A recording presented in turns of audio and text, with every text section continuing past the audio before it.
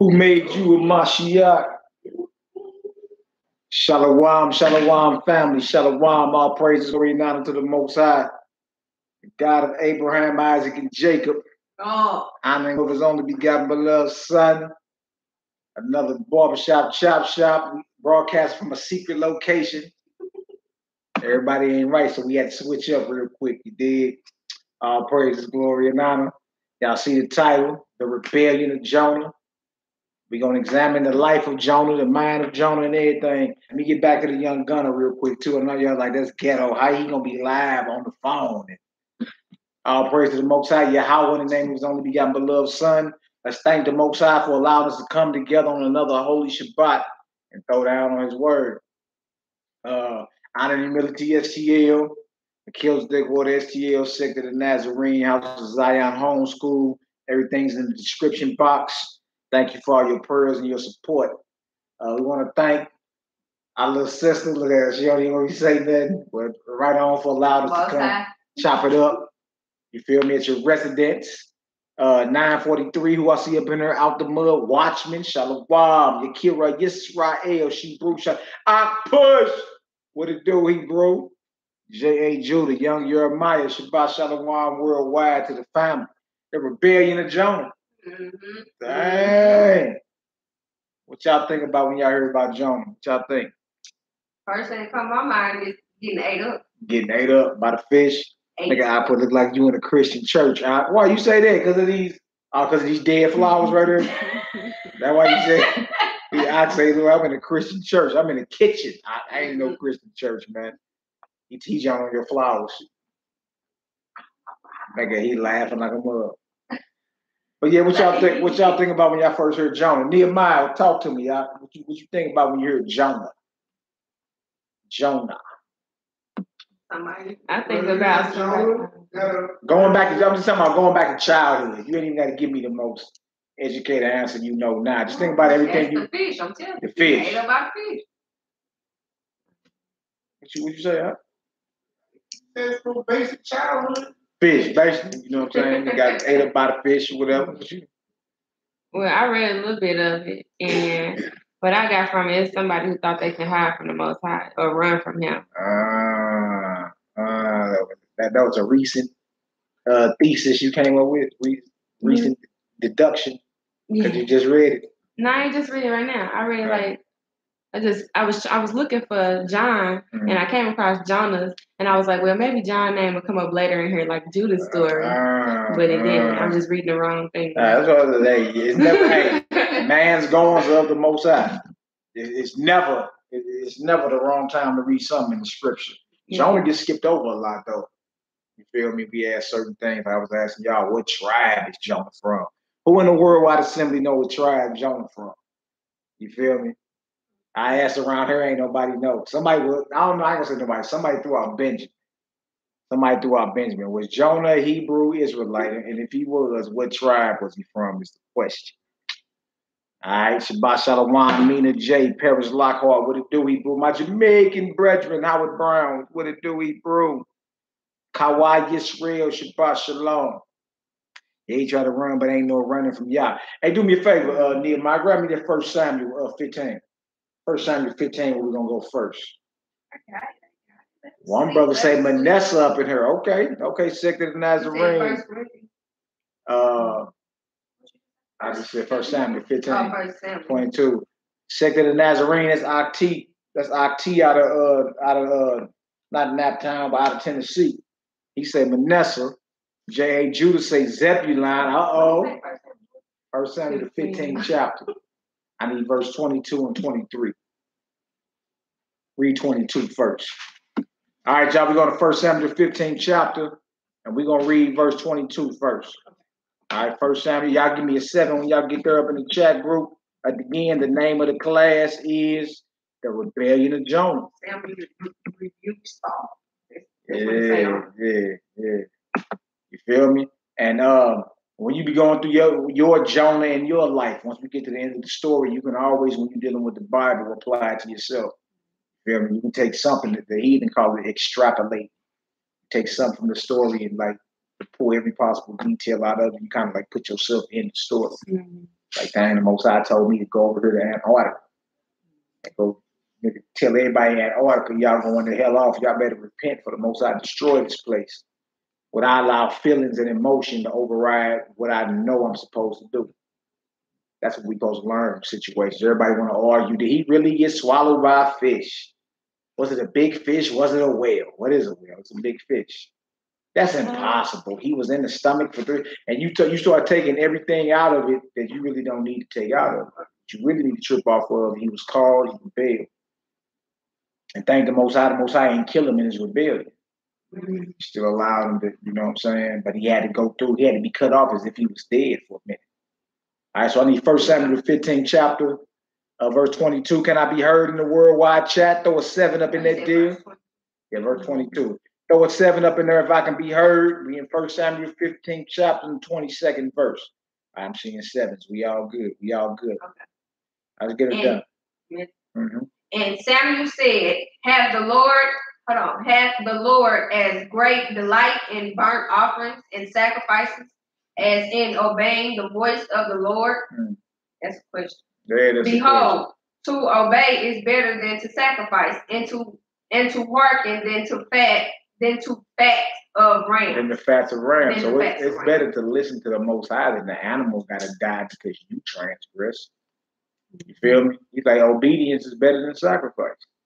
It's better you obey. Why do an animal got to die because you sin? Right? That should be you dying. But the Most High provided a way for you to appease his wrath. Back then it was animal sacrifice. Ain't none of that going on now. That's all symbolic for the crucifixion of Christ. That's why it's important to believe. It's an ideology. You believe in his crucifixion. That's a sacrifice to appease the wrath of God. So what happened was Saul, the king, got an order from God through Samuel to do a certain mission when he went to war against Amalek. He was told to kill everything. Man, woman, child, animals, everything. And he completed the job 75% of the way. He didn't complete it though, because he was cool with the king. Feel me? So then Samuel walked up and he let it be known. It's better to listen to God than for you to throw you a barbecue. He thought he was going to be able to spur the king and just, cook some food and there are bygones be bygones. The prophet was like, God told you to kill everybody.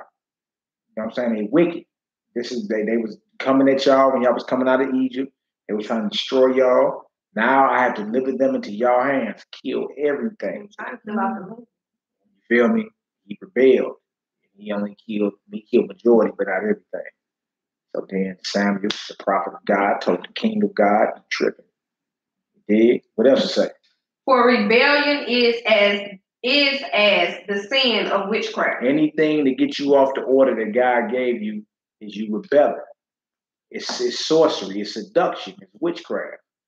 I don't care if it's real subtle, like, come on. It's all good. It's innocent. It really don't matter. You feel me? Or somebody was roaring like a lion. It's witchcraft when you're done talking. Rebellion, in other words, you going against what God commanded you to do is witchcraft. And something got you controlled up here to where you start thinking it's okay. Got a spell on it. What else to say? And stubbornness is as in iniquity and idolatry. And stubbornness is as iniquity and idolatry. This is called the rebellion of Jonah. Might have called the witchcraft of Jonah. Something got in his mind. Guess what it was? His own self. His own carnal, fleshly reasoning got above what God commanded him. And he started trying to run away from the very thing God called him to do.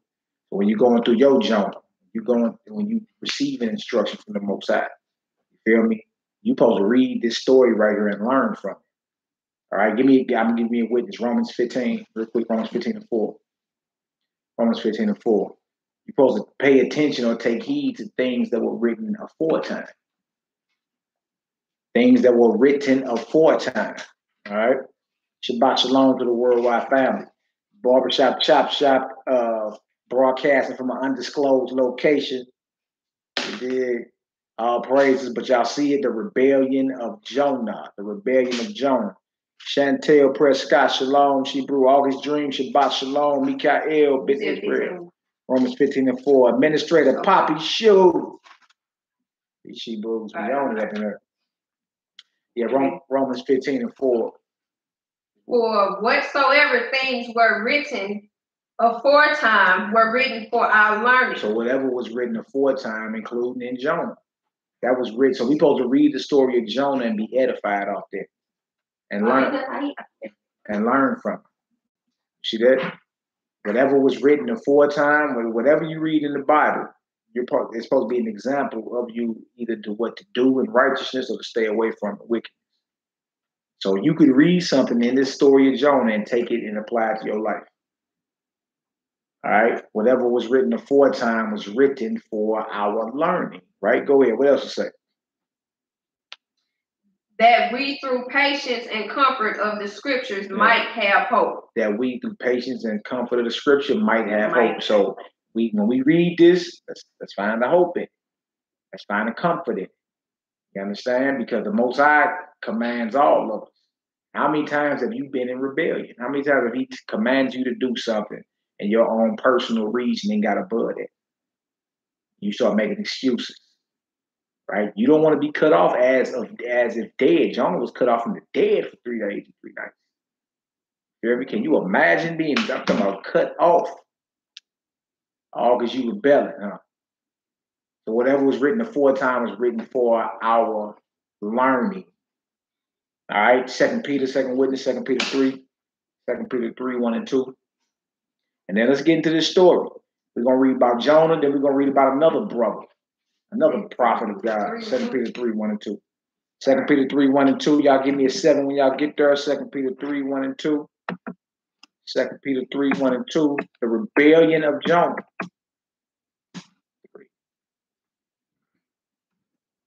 1 through 2. Our Lord Yah, thank the Most High. It's the Shabbat. Forget about the world. Forget about your little problems you got. Focus totally on the Most High, creator, owner, and possessor of all things. Unwilling for any. You understand? And strive with all your might to follow the perfect, flawless example of his only begotten beloved son, period. Period in the story. That needs to be your aim, period. Late in the hour. Nehemiah, you heard about the Yellowstone volcano? What's going on? Drop some jewels to the people, man. I know you've been working. I mean, I seen Steve Tillman, if I remember, the brother put something on Facebook. Yeah. About how it's going down, but I didn't just actually read the article. But Steve Tillman did put some on Facebook about what's going on. See if you can find something. The Worldwide Assembly might want to hear that. You dig? While you arguing over your shoes and your clothes, you dig?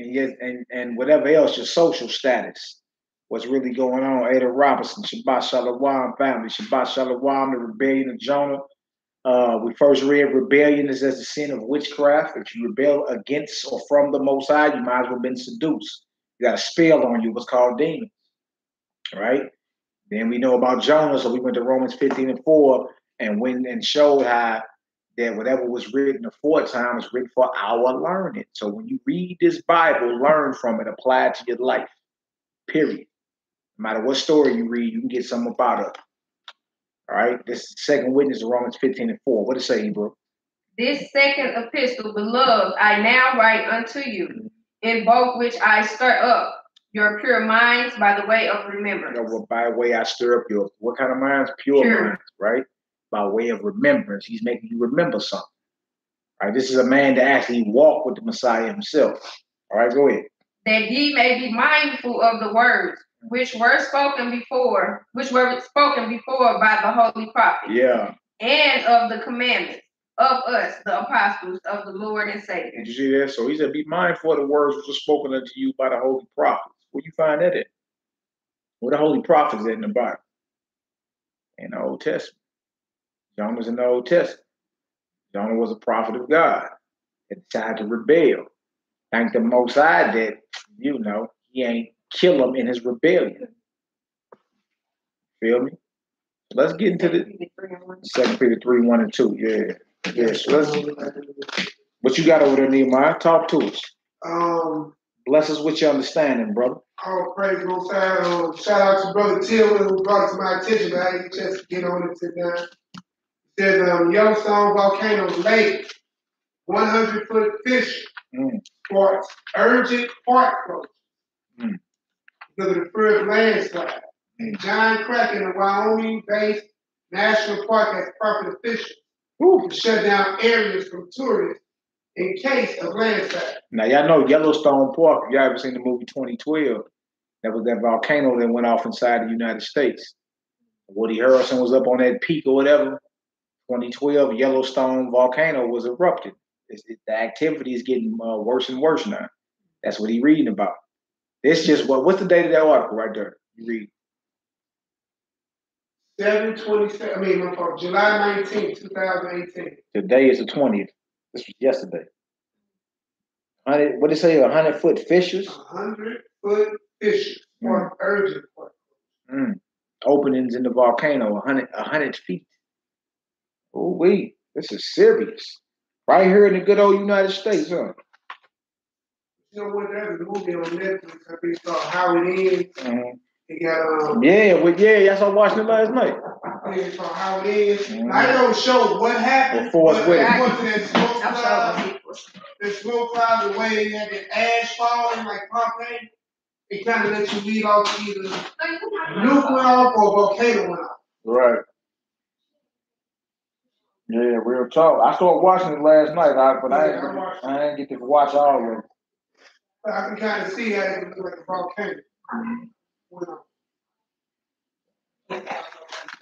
All right, so we're going to get to this book of Jonah. Now, finish reading that, though, once Boo gets situated. We can go ahead.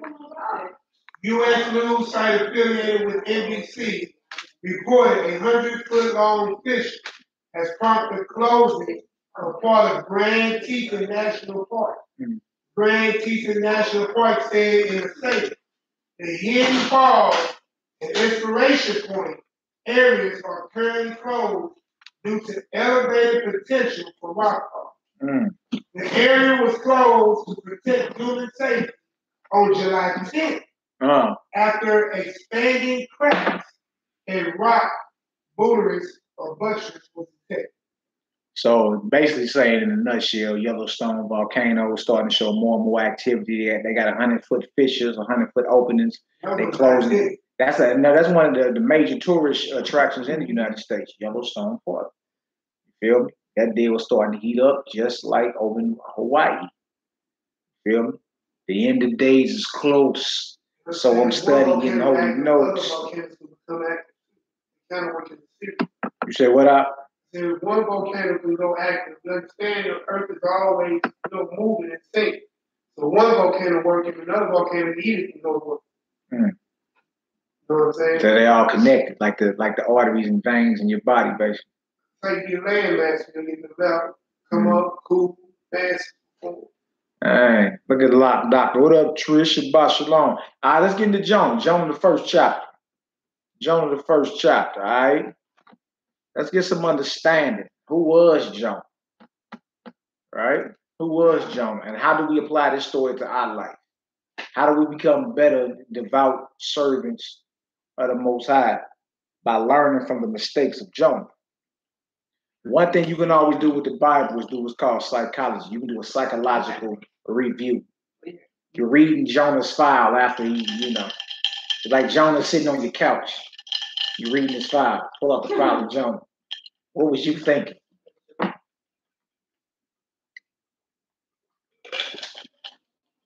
It's water fire. Man, man, what you bringing up?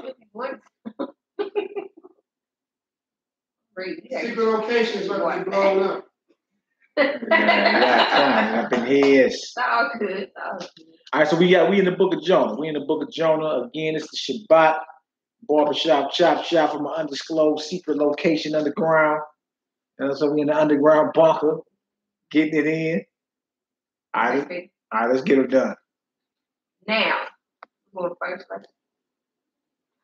Yeah, start verse 1. Now, the word of the Lord came unto Jonah, the son of Amittai, saying, arise and go to Nineveh, yeah. that great city, and cry against it, for their wickedness is come up before me. So he get word from the Almighty. He said, go cry against Nineveh. Nineveh was a metropolis of its days, just like coming to America. It's like a New York City or something like that. You got something, Nick? Well, if you look up Midtay, we can start off with part of Malachi's tribute question that, yes, he was an Israelite. No doubt. So that answers that, was he an Israelite? Yeah, was he Israelite? I'll make you reveal some more. Okay, there we go. There we go. There we go. Anybody else get some more information? Don't hesitate. Fire off. Let's get her done. But Jonah rose up to flee into Tarshish from the presence of the Lord and went down to Tarshish. Yeah, so he fled, right? Meaning what? Ran. If the he ran, but if the Most High told you to go over there to New York, stand in the middle of that deal, Mally, and cry against it. I'm not gonna be like, come on, everybody, let's have a kumbaya and hug and laugh.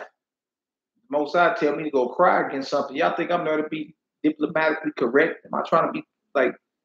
Am I trying to compromise with everybody? Nah. I'm going there to cold rebuke everything I see. I'm gonna be hated. These niggas gonna try to kill me. But I've been commanded by the Most High God to go ahead and get it done. So this proves when he fled that Jonah got his what? He got his feelings. He let feelings override what he was commanded, which you can never do. Right? Even though it may look like the Most High sending you right into a death trap. Right. Even though it may look like that. You feel me? Remember, your life is not your own. Your whole point is to what? Execute with super precision. That's the only thing you're supposed to be doing is execute. And about what I feel. Remember the Messiah say what? He said, you want to come after me what? Deny yourself. Right? Jonah didn't deny himself right out the gate, right out the front. But the Most High told him to go cry against Nineveh. Nineveh was looked at like a New York City. You feel me? Controlled by these gangsters. They fuck around, kill me. Nah, I'm going to go flee. I'm going to run from what God told me to do because I'm emotional. You understand? That's something you can't be in this walk. You got to be locked in no matter who get mad. Get her done. All right? What else to say? He went down to Joppa and he found a ship going to Tarshish. So he paid the fare thereof and went down went down into it. Go with them unto Tarshish. Yeah. From the presence of the Lord. Look at that, running from him. I don't want to do that. So when you're going through your Jonah in life, you're going to have to check yourself. You understand? Like what we believe, our own desires and feelings can't trump. You feel me? What's right? Nehemiah, you got something? Yeah, it was just that. Right? Tarshish is a city of the Phoenicians. You know what I'm saying? It's a distant part of the Mediterranean Sea. I mean, something. No. Everybody don't get the idea what we had to do with how far he tried to go to get away. Before he hit the distant part of the Mediterranean. Like, man, I'm out of here. I'm out of here. He had to be scared, man. He had to be very scared to go to Nineveh to speak the word of the Most High. And that's close to Spain, kind of idea. I'm looking at the picture over here. Going close towards Spain. He's trying to get way. Way. Yeah, come on, let's get it. But the Lord sent out a great wind into the sea, and there was a mighty tempest in the sea, so that the ship was like to be broken. So who sent the mighty wind? The Most High God. Who controlled the elements and the weather is the Most High God. Right? You running from him, you ain't doing them, but in the end, facing the inevitable. You running in circles. Mm-hmm. If the Most High come holler at you, you got a job to do, period. Right? He think he can run, but he a prophet of the Most High. You know you can't run. Most High to do what? Send a tempest, a mighty storm. Mighty storm. Right? Y'all just heard about what happened in Missouri today, didn't you? Out in Branson? No. You heard about what happened in Branson? That boat flipped over, break them off, Nick. I know you didn't heard about it. So you had this kind of tourist thing called duck boat. Duck boat, what it is a land to the water. So they had like 31 passengers on the boat, and then remember they had some storms that came through it, right? And so you got 60 to 80 miles per hour winds So they went into the water, winds came and toppled the boat in the water, along with all that storm and the water and everything. So the body count originally was 11, then it went to 13. I think it's right now the official count is 17. That happened today. That happened early. Here in Missouri.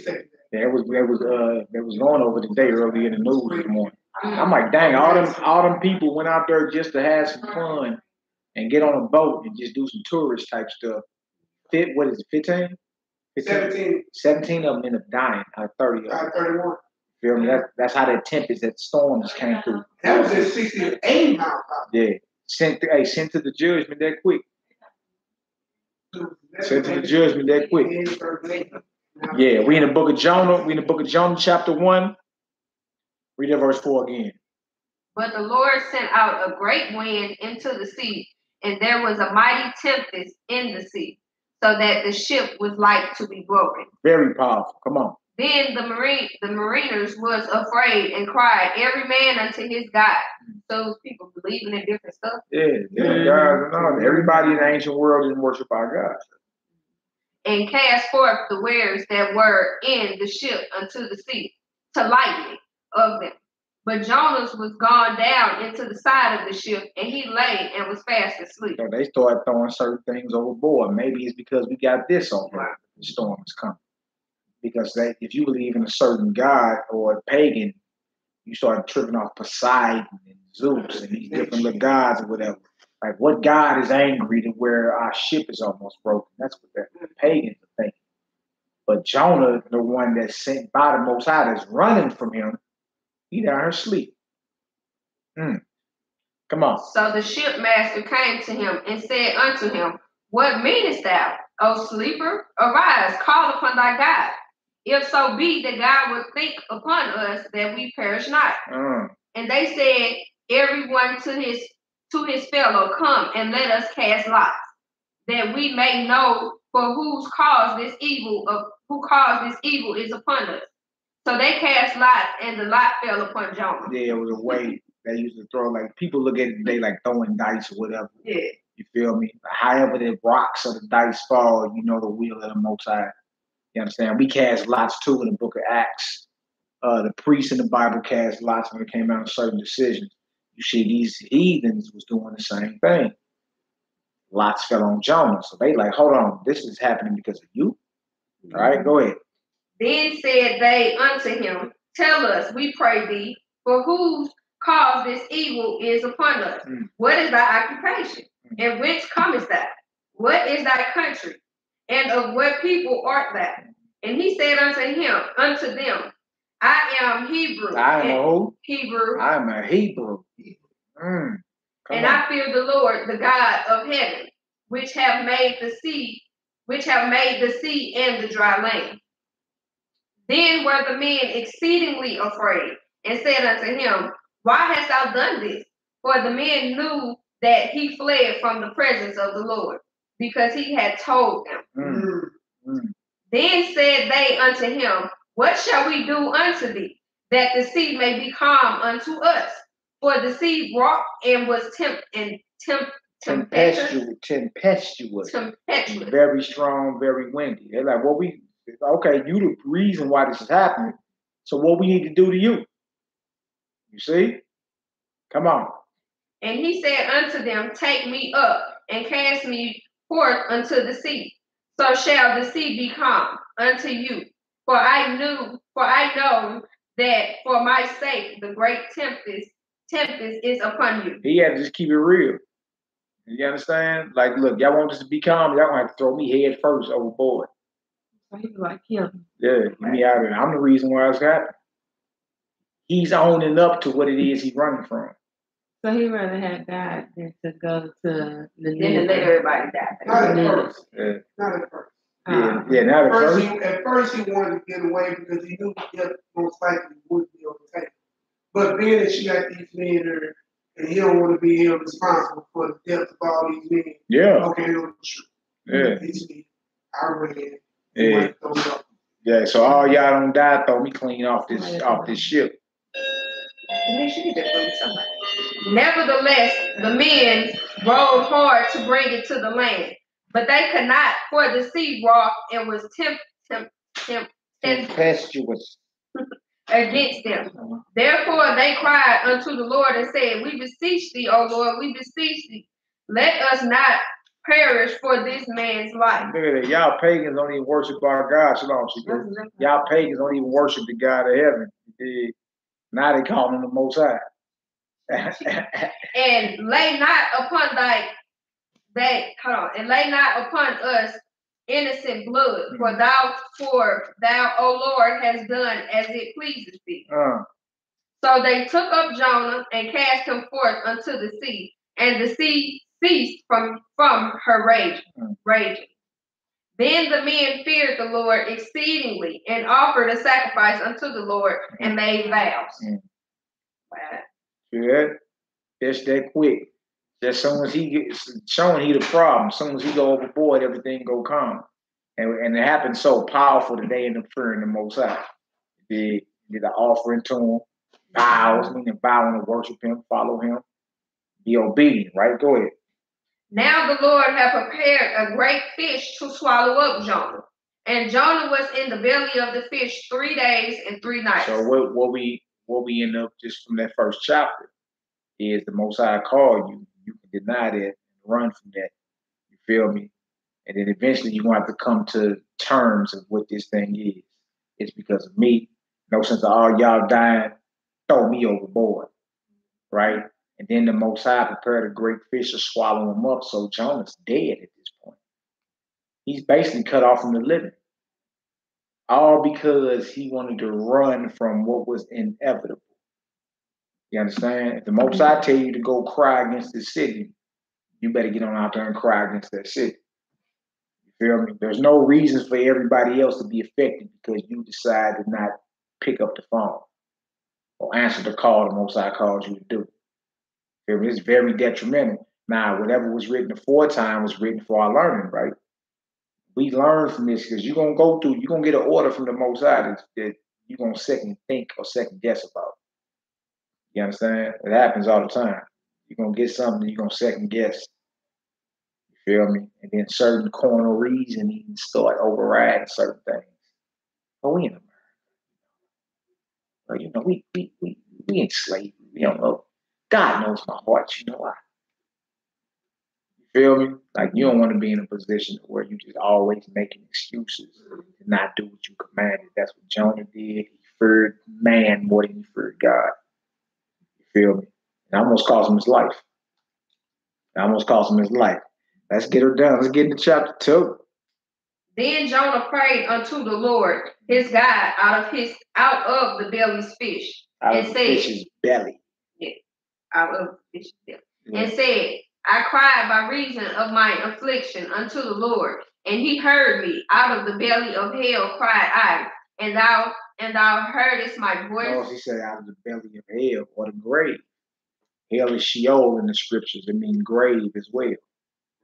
You understand? So basically, this man is cut off as of dead, right? When you read Matthew 12 and 40, the Messiah say, as Jonah was in the belly of the whale or the fish 3 days and 3 nights, the Son of Man gonna be in the heart of the earth or cut off as dead for 3 days and 3 nights. You feel me? Just like Jonah was cut off for 3 days and 3 nights, the Messiah was cut off for 3 days and 3 nights. Cut off as if dead. That's the sign he gave his people. Only sign we give y'all is the sign of Jonah.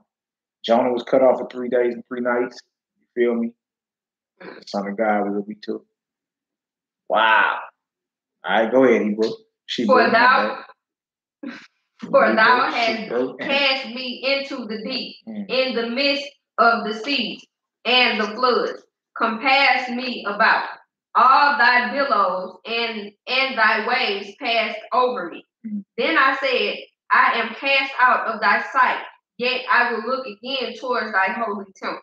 Even though I'm cut off as dead, you feel me? He still got breath in his body. Cut off. I'm still gonna pray. You feel me? Like sometimes you gotta be brought all the way low. Damn near almost like a near-death experience for you to straighten up. Why? You feel me? We got that bad as a people. You know what I'm saying? We got that real bad. We gotta almost die before we wake up and say, you know what, I'm tripping. Jonah almost died because he didn't want to do what he knew he was supposed to do. He feared the face of man more than he feared the Almighty. All right, come on. The waters compassed me about, even to the soul. The depth closed me round about. The weeds were wrapped about my head. I went down to the bottoms of the mountains. The earth with her bars was about me forever. Yet hast thou brought up my life from corruption, O Lord my God. When my soul fainted within me, I remembered the Lord, and my prayer came in unto thee, into thine holy temple. They that observe lying vanities forsake their own mercy. But I will sacrifice unto thee with the voice of thanksgiving. I will pay that I have vowed. Salvation is of the Lord. Salvation is of Yahweh. Come on. And the Lord spake unto this fish, and it vomited out Jonah upon the dry land. So Jonah had almost died before he's broken down to a certain level to what? You understand? Cry out to the Most High. He ain't the only example in the scripture. There was somebody else in the scripture that was tripping. You understand? And the Most High had to like sincerely humble him, where he was like, you know what? I'm tripping. Let me go ahead and confess and get his own up and give him his praise. All right? Come on, Hebrew.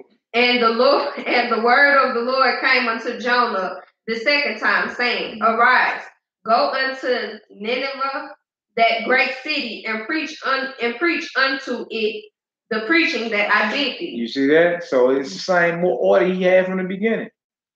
So what we just learned, it ain't no sense in running from what the Most High commands you.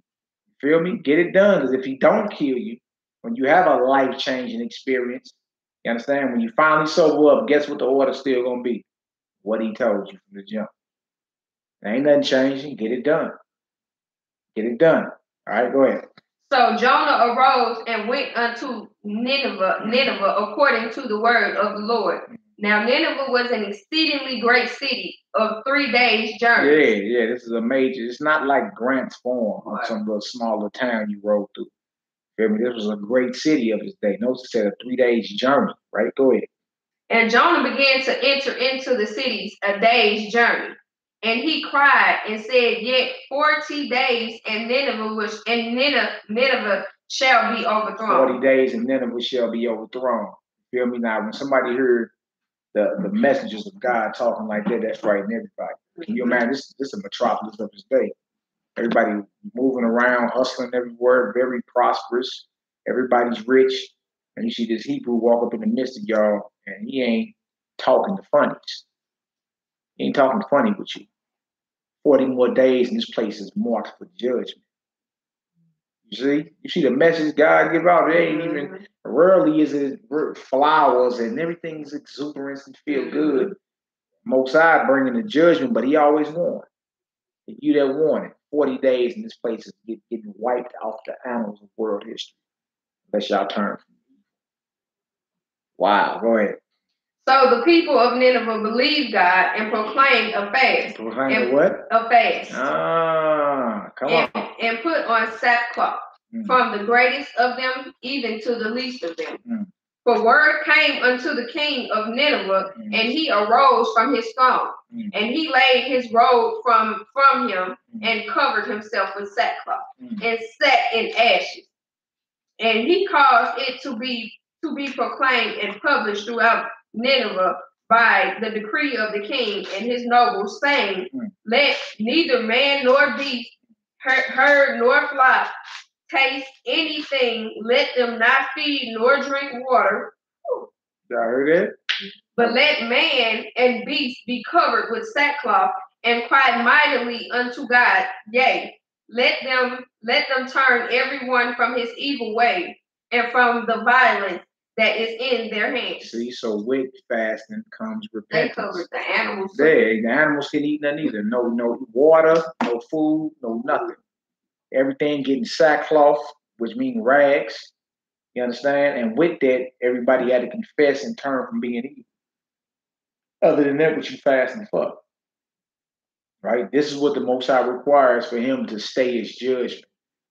You understand? Or to extend a place that he done decreed and wiping it off the map. If he done decreed it, what you need to do to stop him from bringing judgment is to fast and repent. See that? Now, all Jonah had to do was just do this from the jump. All right, go ahead. Who can tell if God will turn and repent and turn away from his fierce anger that we perish not? And God saw their works, that they turned from their evil ways. And God repented of the evil that he had said that he would do unto them. And he did it not. So he repented to them. That means he turned back. Repentance means to turn back. He turned away from the decree that he said he was going to do. He said he was going to execute that place. Wipe it off the map. But because they repented, it's conditional. You feel me? Because they repented. Look, the king, the leader of Nineveh, the ruler of Nineveh had to get up and he had to declare a fast. See that? He declared it and say, look, man nor beast, ain't nobody eating nothing, ain't nobody drinking nothing. We're going to confess our evil. Turn back to the Most High God. See that? Oh, wait. Rebellion of Jonah just turned into Jonah doing, bump that. I don't want to go through that no more. Let me do what the Most High called me to do. Right? Don't make excuses in this walk. You know what I'm saying? There's always an explanation, but the explanation ain't an excuse. Always explanation. People like, well, I did that because, I felt a certain way. Yeah, I hear you. But there's not no excuse. Dang. All right, what chapter you in? 4. Let's get it. But it displeased Jonah exceedingly, and he was very angry. And he prayed unto the Lord and said, I pray thee, O Lord, was not this my saying when I was yet in my country? Therefore I fled before unto Tarshish. For I knew that thou art a gracious God and merciful, slow to anger, and of great kindness, and repentance be of evil. Therefore now, O Lord, take it, I beseech thee, my life from me, for it is better for me to die than to live. Y'all know, like, I'd rather die than live. Then it don't sound like he just got a whole happy, just exuberant life. You feel me? Like thinking the Most High about to wipe this place off the map. So I don't even wipe it off. He getting his feelings about certain things. Now you angry. You feel me? But in the end, Nineveh end up getting judged anyway. In the end, they all got judged for their evil. You feel me? But it shows you that the Most High will have mercy if you decide to turn away from your evil. That was the whole point. Jonah wasn't supposed to get his feelings about nothing. Right. Whether it was to fear the people or get angry on the back end because the Most High ain't destroyed it. Get out your feelings. Your only job was to go there and tell the people what. You understand? 40 days and the Most High is going to wipe this place off the map. That was your only job. It ain't for you to get all technical and try to decipher the mind of the Most High. You a servant. You take orders. That's all it come down to. And if we did that, we'd be a lot better. Feel me? We're trying to figure out every intricate detail of what the Most High is doing. Just obey. You understand? You got our best interest in mind. Yeah, if you ain't lying, Jonah was mad as a mug, wasn't he, boy? Look, we need the supercut. Yeah. Hallelujah. Mikael ben Yisrael. Another brother said he just ran through this book today. I feel you. You must be in the spirit. All right, where we at? Then said the Lord, 4 verse 4. Verse 4, Jonah 4:4. Then said the Lord, does it thou well to be angry? So Jonah went out of the city and sat on the east side of the city, and there made him a booth, and sat under it in the shadow, till he might see what would become of the city. And the Lord God prepared a gourd and made it to come up over Jonah, and it might be a shadow over his head to deliver him from his grief. So Jonah was exceedingly glad of the gourd. Yeah. But God prepared a worm when the morning. God prepared a worm when the morning rose the next day, and it smote the ground, the roar that it withdrew. Withered. I'm sorry. And it came to pass when the sun did arise that God prepared a vehement east wind. Vehement. East wind. And the sun beat upon the head of Jonah, that he fainted and wished in himself to die, and said, "It better for me to die than to live." And this God compassion. And God said to Jonah, "Doesn't thou well to be angry for the grower?" And he said, "I do well to be angry even unto death." Then said the Lord, "Thou hast had pity on the grower for the which thou hast not labored, neither madest it grow, which came up in a night and perished in a night. And should not I spare Nineveh, that great city wherein are more than 6,000 persons?" Yeah, scores 20. 6,000. So 6 scores, 120,000 people was in the city. He like, you understand? He's just comparing what just happened with that gourd. Right. He had something to cover him and something to perish that quick. At night, something covered him, and then a worm popped up and it devoured his gourd. Feel me? So then he comparing it to Nineveh. And he was like, then said the Most High, "Thou hast had pity on the gourd for the which thou hast not labored, neither made it grow, which came up in the night and perished in the night." Right? And should not I spare Nineveh, that great city, wherein are more than 120,000 persons that cannot discern between their right hand and their left hand. I have 120,000 people that really don't know no better. Most High, but he'll spare them if they do what? Do what is right. What? What is that? Bible say what? It's saying 120. 120. Score is 20. So 20 and 20 times 6 is 120. So it says 6,000. 120,000 people was in Nineveh. And this just give you the mindset. It's diving into the mindset of the Most High God. You understand? He'll have mercy. You understand? He'll have mercy, but you got to bring forth fruits that are worthy of repentance. I mean, you got to be sincere in your repentance. You can't just be like, okay, I got caught. I'm really sorry. You know what I'm saying? You got to be ashamed that you shamed your father. You understand? Because you know you did something you weren't supposed to be doing. And we see about Jonah too. Jonah was a brother that was calling for death in the era of his life, wasn't he? I'd rather die. But look, even Paul said that. Paul was like, it's better for me to die than live. Feel me? Matter of fact, let's get there real quick. Philippians 1. That's a good one. Philippians 1. Give me 15 to, I believe it's 21.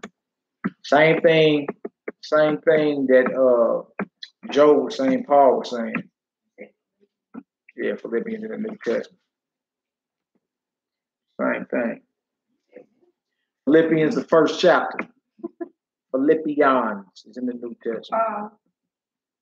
Prisoners of Jesus Christ. Yeah.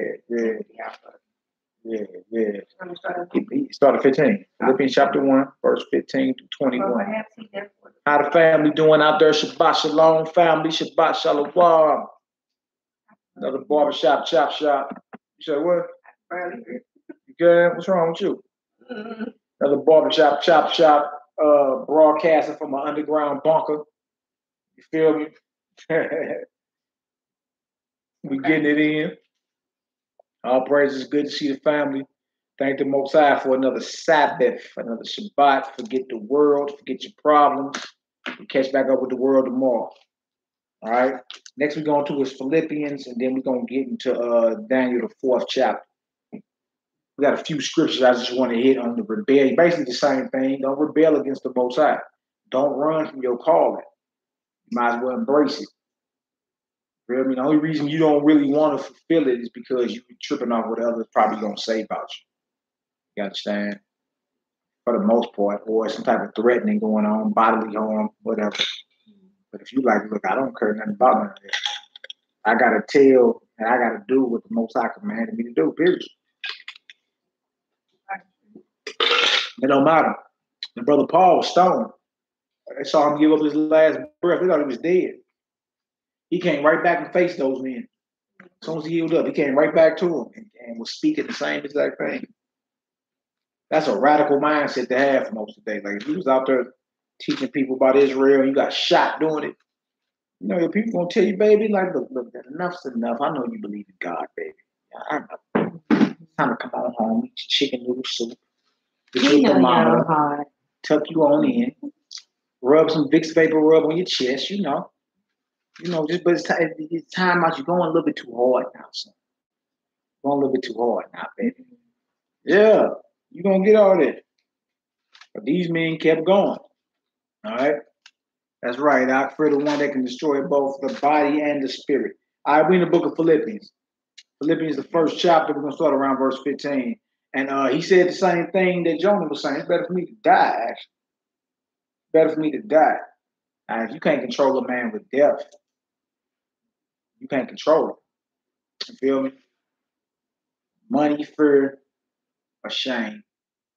Death. Money, fear, death, shame, something like that. There's only a few ways you can control somebody.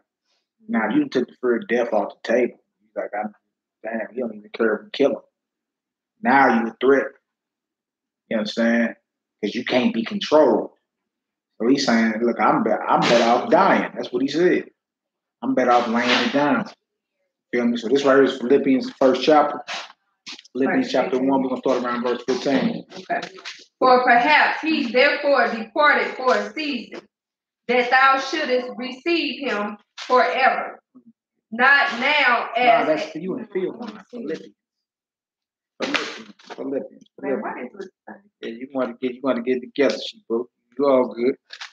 You all good. Well, that's Philmon. That's a book in the Bible that people barely read. When last time y'all read Philmon? Okay, I'm ready. My bad. Okay. Some indeed preach Christ even of envy and strife, and some also of goodwill.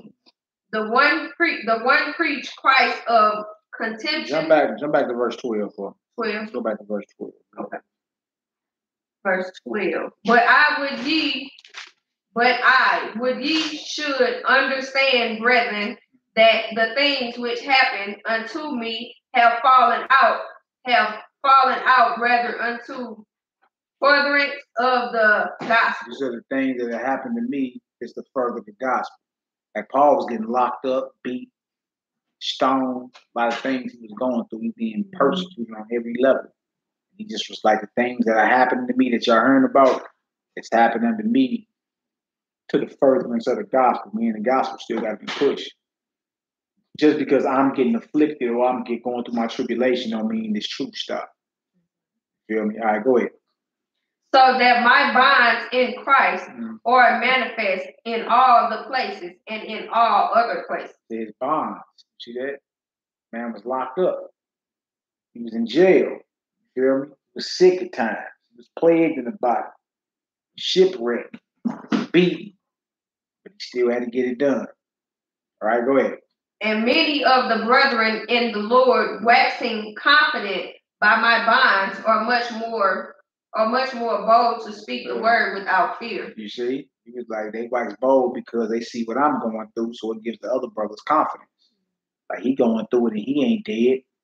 They said they much more bold to speak the word than I am. More confidence because of what he going through. Right? Go ahead. And some indeed preach Christ even of envy and strife. Yeah. And some also of goodwill. Now, so you got different factions that are teaching the Messiah. Some seem more radical than others. Feel me? Some seem more approachable than others. Right? Go ahead. The one preach Christ of contention, not sincerity, supposing to add affliction to my bond. See? So he's saying some people got an agenda.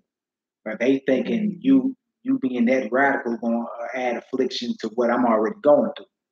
Right? And it ain't. Go ahead. But the other of love, knowing that I am set for the defense of the gospel. Yeah. Flat out. Come on. What then, notwithstanding every way, whether in pretense or in truth. I mean, you got an agenda behind what you're doing. in pretense or in truth. Go ahead. Christ is preached. And I therein do rejoice. Yea, I will rejoice. So regardless if it's radical or if it seems more approachable, Christ is preached. That's what he's saying. Like some people, you know what I'm saying, come off more radical. Some people come off more approachable. But he said he rejoicing, period, because Christ is preached. Whether you feel it's too radical, some people say that about us. Too radical. You feel me? Or these other brothers may be more approachable. Paul was saying, I'm rejoicing anyway because Christ is preached, period. And therefore I rejoice and will rejoice. All right, where we at? Mm-hmm. For I know that this shall turn to my salvation through your prayers and the supply of the Spirit, of the Spirit of Jesus Christ. Come on. Yeah, keep going. Keep going. According to my earnest. I'm sorry. Mm-hmm. According to my earnest expectation and my hope that in nothing I shall be ashamed. And nothing. That's we got to adopt that mindset. Nothing about this truth shall we be ashamed. It don't matter. You feel me? We becoming a new creature in the Most High God. So Paul, like, look, I don't care what it is. I'm not going to be ashamed of this truth. I'm not going to be ashamed of the testimony of Christ, period. Nothing. All right, go ahead. But that with all boldness, as always. Softness. Boldness. And he said, as always, right? These brothers were bold. They were speaking the word with authority and all power. It wasn't like you see today. You feel me? Diddly do neighbor, and everybody just love, like you say, with all boldness, as always. Right? Go ahead. So now also Christ shall be magnified in my body. Flat out. Whether it be by life or by death. Whether I'm dead or living. See, he let it be known I'm a straight up soldier for this truth. Whether I'm dead or I'm living, the Messiah will be magnified in my flesh. Dead or alive. Now, that sounds like somebody that's really dedicated. You understand? Like really dedicated to whatever cause it is that he's doing. Or if he's saying you can kill me or I live, I'm still gonna be about this. Like that's powerful. Okay, come on, Ebro. For me to live is Christ. Yeah. And to die is gain. Wow. Now what kind of mindset? What you mean you gain that? What kind of mindset we talking about? That sounds crazy. I'm saying that sounds crazy though. You feel me? If you like, if I die, gain. Now think about somebody that don't have your type of faith and belief. You like, look, it's better for me to die. Let me look at you like, what do you do? What you mean? You gonna lose everything? You gonna leave everything behind if you die? Your mindset is better if I die. If I die, I gain. What's the world mindset? World mindset is what? The opposite. You don't want to die. Look at it as a loss, not a gain. You feel me? This is a totally different mindset than how we was raised. It's a totally different vibration. Right? You're dealing with brothers ain't even scared of death. Wow, go ahead. What else to say? But if I live in the flesh, this is the fruit of my labor. Yet what I shall choose, I want not. But for I am in strait between it two. Betwixt two, having a desire to depart and to be with Christ. Same thing Jonah was saying. Didn't Jonah have a desire to die? He's like, man, I'd rather die. You feel me? Paul was saying, look, I'm caught up in between life and death. Right? I'd rather go with Christ. It's far better to die. That's what he's saying. All right, go ahead. Nevertheless, to abide in the flesh is more needful for you. Yeah. In other words, he still got work to do. Yeah. Even though in his own mind, I'd rather be chilling without a righteous from the beginning of time. I'd rather do that. In his own mind, that's what he's saying. But he's like, nevertheless, to remain, I still got work to do. You're not done working until the Most High tell you, job well done, good and faithful servant. You've been faithful over this, have authority over 10 cities. You ain't heard that, you ain't saved yet. All right, come on. And having this confidence, I know that I shall abide and continue with you all for your furtherance and joy of faith. Notice he say confidence, huh? It don't sound like these brothers were unsure.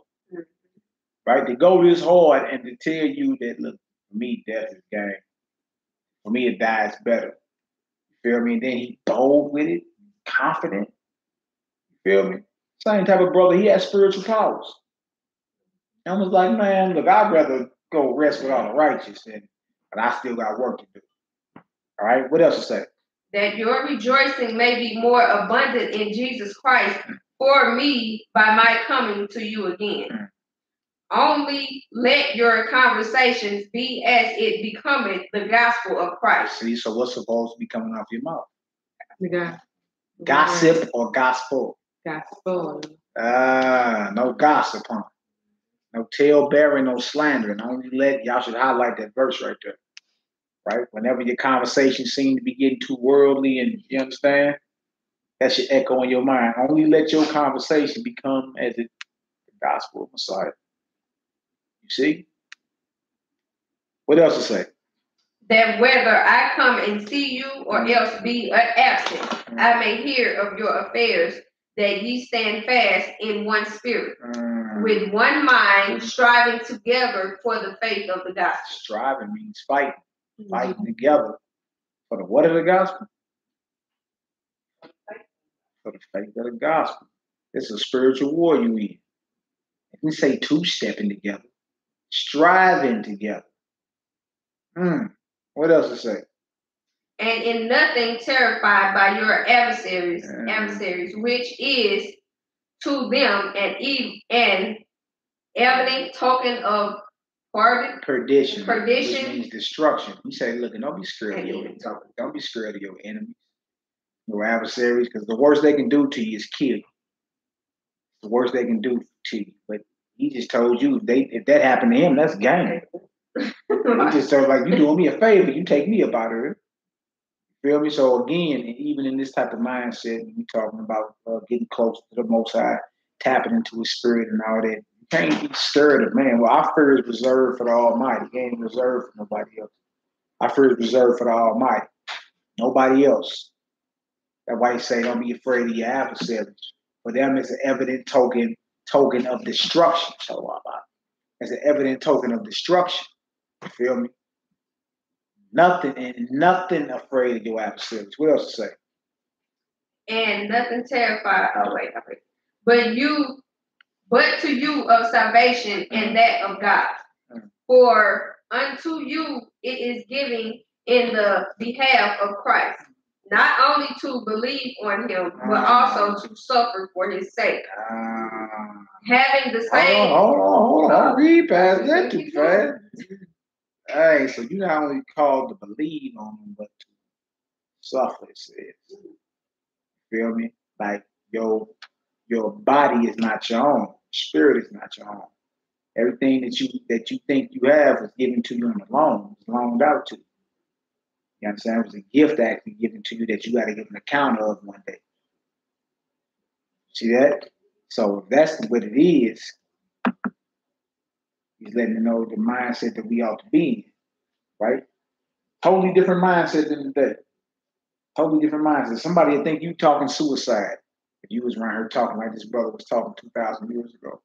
I said, well, he's suicidal. Get him a straitjacket. They mess around, throw you in a crazy house talking like this. All right, go ahead. What does it say? Having the same conflict which ye saw in me, and now here to be in me. Yeah, no doubt. Okay, let's drop that. Let's go to Daniel, the 4th chapter real quick. I'm going to show y'all something. Again, it's called the rebellion of Jonah, but Jonah had to get him some act right real quick, didn't he? Real quick. And he ended up having to do with Jonah, Jonah, Jonah. You just read the story of Jonah too. Going to Daniel, the 4th chapter. He was rebelling. He was because of fear. He didn't want to do what the Most High called him to do, so he ran. You feel me? He blew trial. Bounty hunters looking for him. Outside of spiritual bounty hunter. Got at him, and eventually he had to do what? The very thing the Most High called him to do, which is prophesy against Jonah. We're going to Daniel, the 4th chapter. I want to show y'all something real quick. This is about Nebuchadnezzar, the king of Babylon, ancient Babylon. All right? Now, we're about to read this chapter right here. It's an excellent excellent story. But again, how the Most High will humble you. You dig? You'll get humbled. That's why it's always good to they tell you before honor is humility. That's why the name of the channel is honor and humility. Proverbs 15:33. You feel me? Humility is the key to being exalted in the end, to be great in the eyes of the Most High. But to be exalting yourself on this side, being prideful and all that, you dig? Them the ones the Most High come holler at. Them the ones the Most High God come holler at. All right? We got Daniel, the 4th chapter. Start at verse 1 for me. I also need, what scripture is that? 1 Corinthians 8. Somebody grab that for me. I need 1 Corinthians 8. Just real quick. 1 Corinthians 8. If a man thinketh himself to know anything, you know the scripture.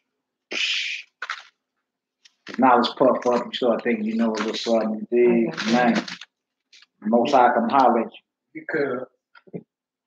Yeah, 1 Corinthians 8. 1 Corinthians 8 and 2. Read that one first. Yeah, read that first one. 1 Corinthians 8 and 2. Now somebody grab me Galatians 6. 1 Corinthians 8 and 2. Yeah, 1 Corinthians 8 and 2.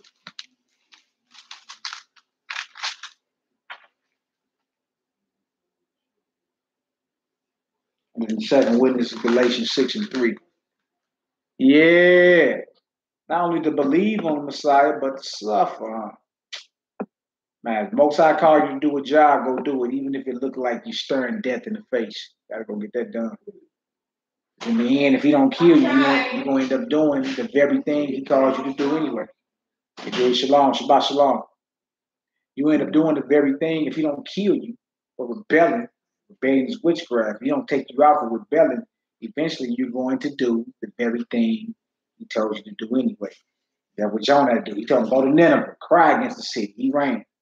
When that whale or that fish vomited him up, where he go? Right to Nineveh.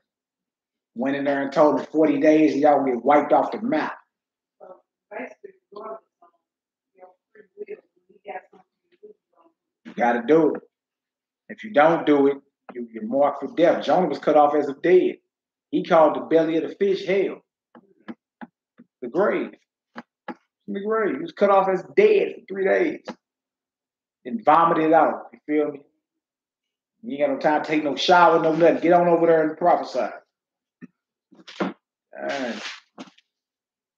right, let's get her done. You got that? You got that? 1 Corinthians 8 and 2. 1 Corinthians 8 and 2. Then I need Galatians 6 and 3. And then we're gonna get the written part.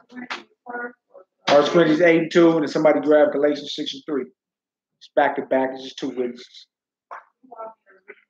Yeah, we'll have to grab with that first. We got Galatians 6 and 3 and 1 Corinthians 8 and 2.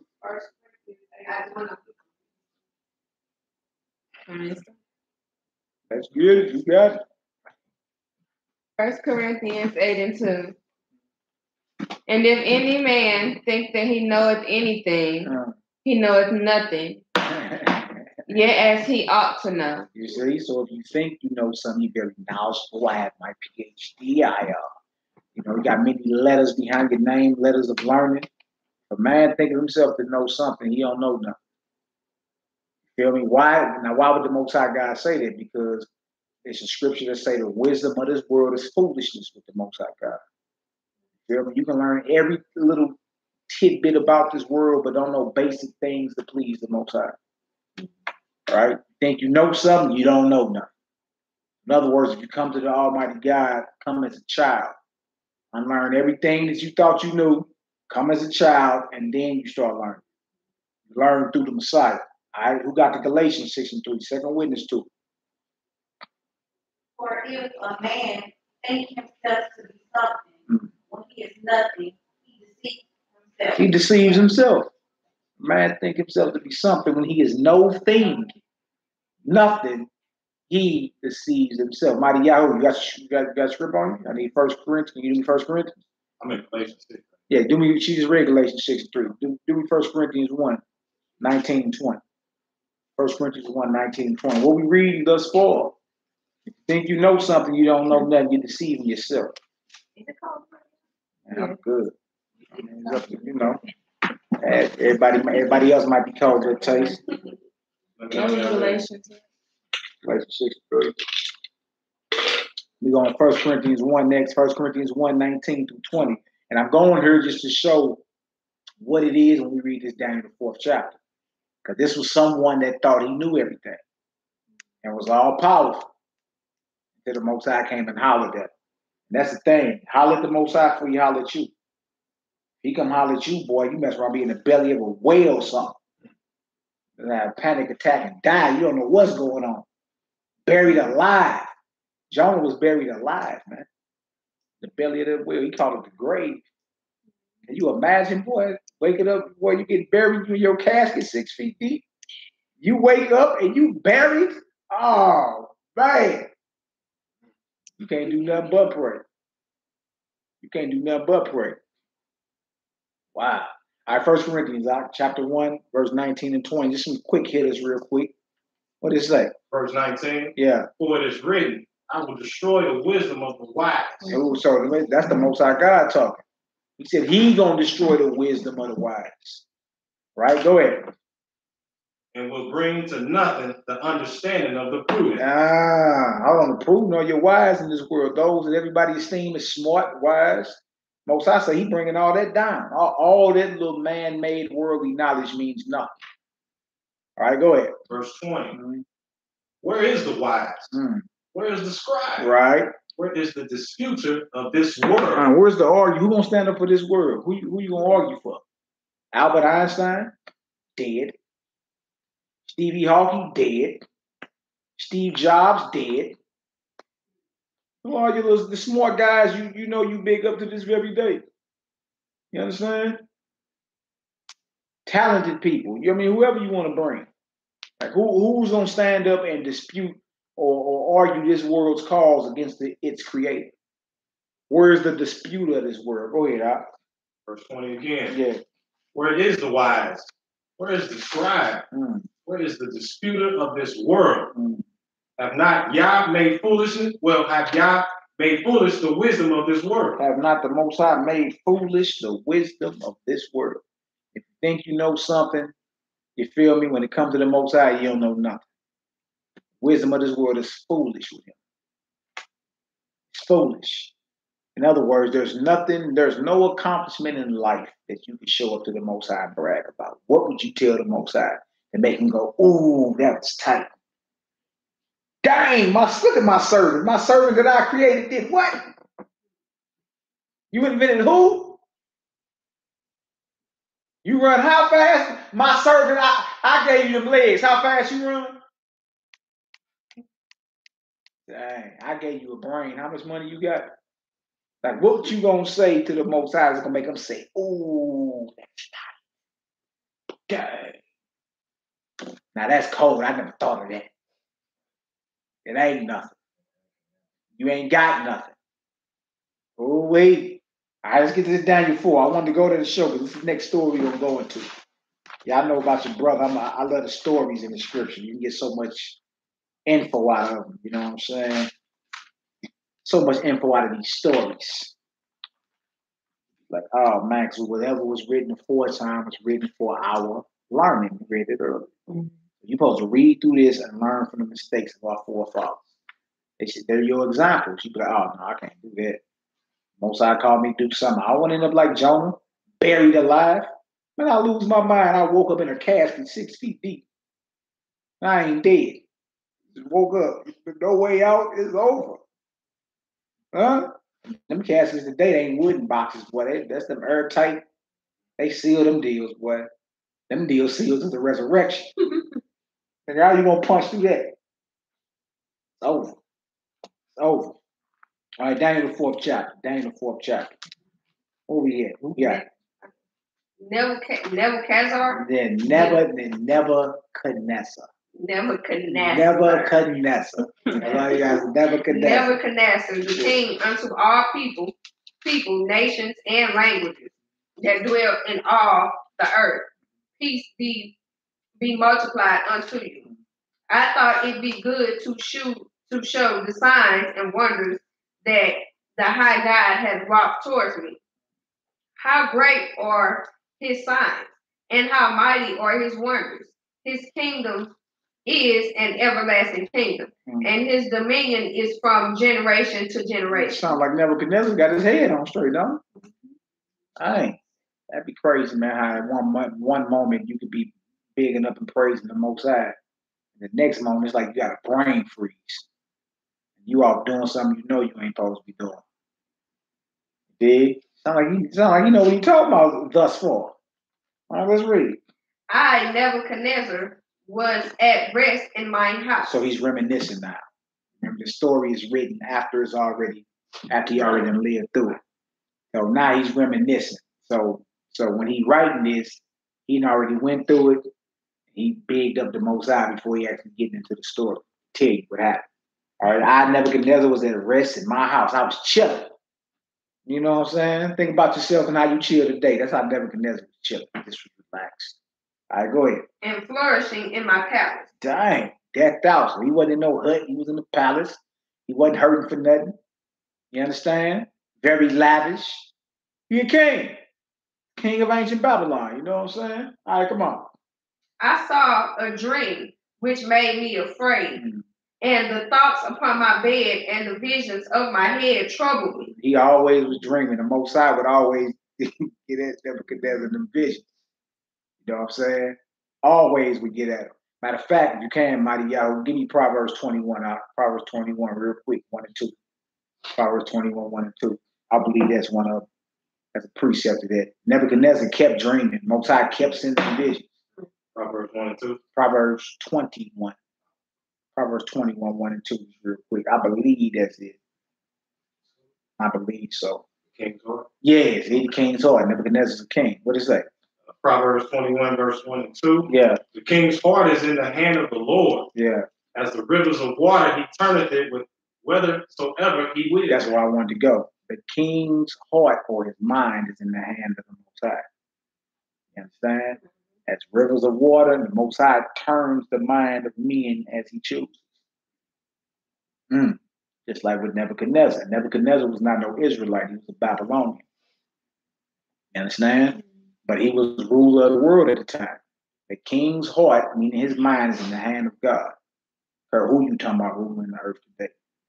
When the Most High ready to turn his mind to influence him to do something a certain way, he gonna do it. You understand?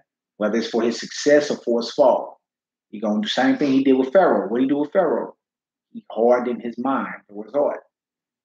That ultimately, when Pharaoh dropped, everybody would know the power of God dropped him. Because he was looked at as God. The Most High that control the minds and mentals and spirits and all this. Most High. All right, go ahead. What is that? Verse 2. No, I just needed one. Okay. All right, go ahead. Where you at, but let's get it. Therefore made I a decree to bring in all the wise men of Babylon before me, that they might make me known unto me the interpretation of the dream. Wise men from Babylon, right? Go ahead. Then came in the magicians, the astrologers, and the Chaldeans, the Chaldeans, and the soothsayers. And I told the dream before them, but they did not make known unto me the interpretation thereof. Yeah, you know, he had many so-called wise men, astrologers, people that was into the deep esoteric arts and teachings and all that. All that, there's nothing new. Same thing as it was today, it was then. All right? But if the Most High God ain't with you, it don't matter. You can have a title on your name as long as natural bridge. If the Most High Yahweh ain't with you, it don't matter. So he done told them this vision he had, but could none of them answer. Only the Hebrew slave, Daniel. Come on. But at the last, Daniel came in before me, whose name was Belshazzar, according to the name of my God. Yeah, so they changed, just like they changed our name in captivity. They changed, they gave Daniel a name after the name of their God. But that don't change who he is. It's just like we got slave names. Daniel had a slave name. He was in Babylon.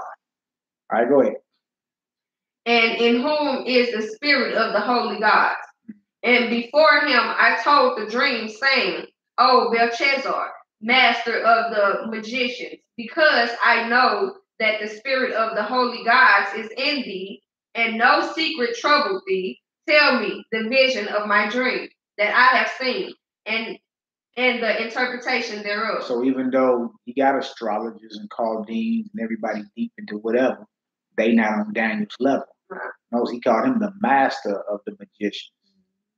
You understand? And now he's saying, even though it's the Holy Spirit of our God, he's saying the spirit of the gods. Because remember, Nebuchadnezzar was a pagan before the Most High humbled him.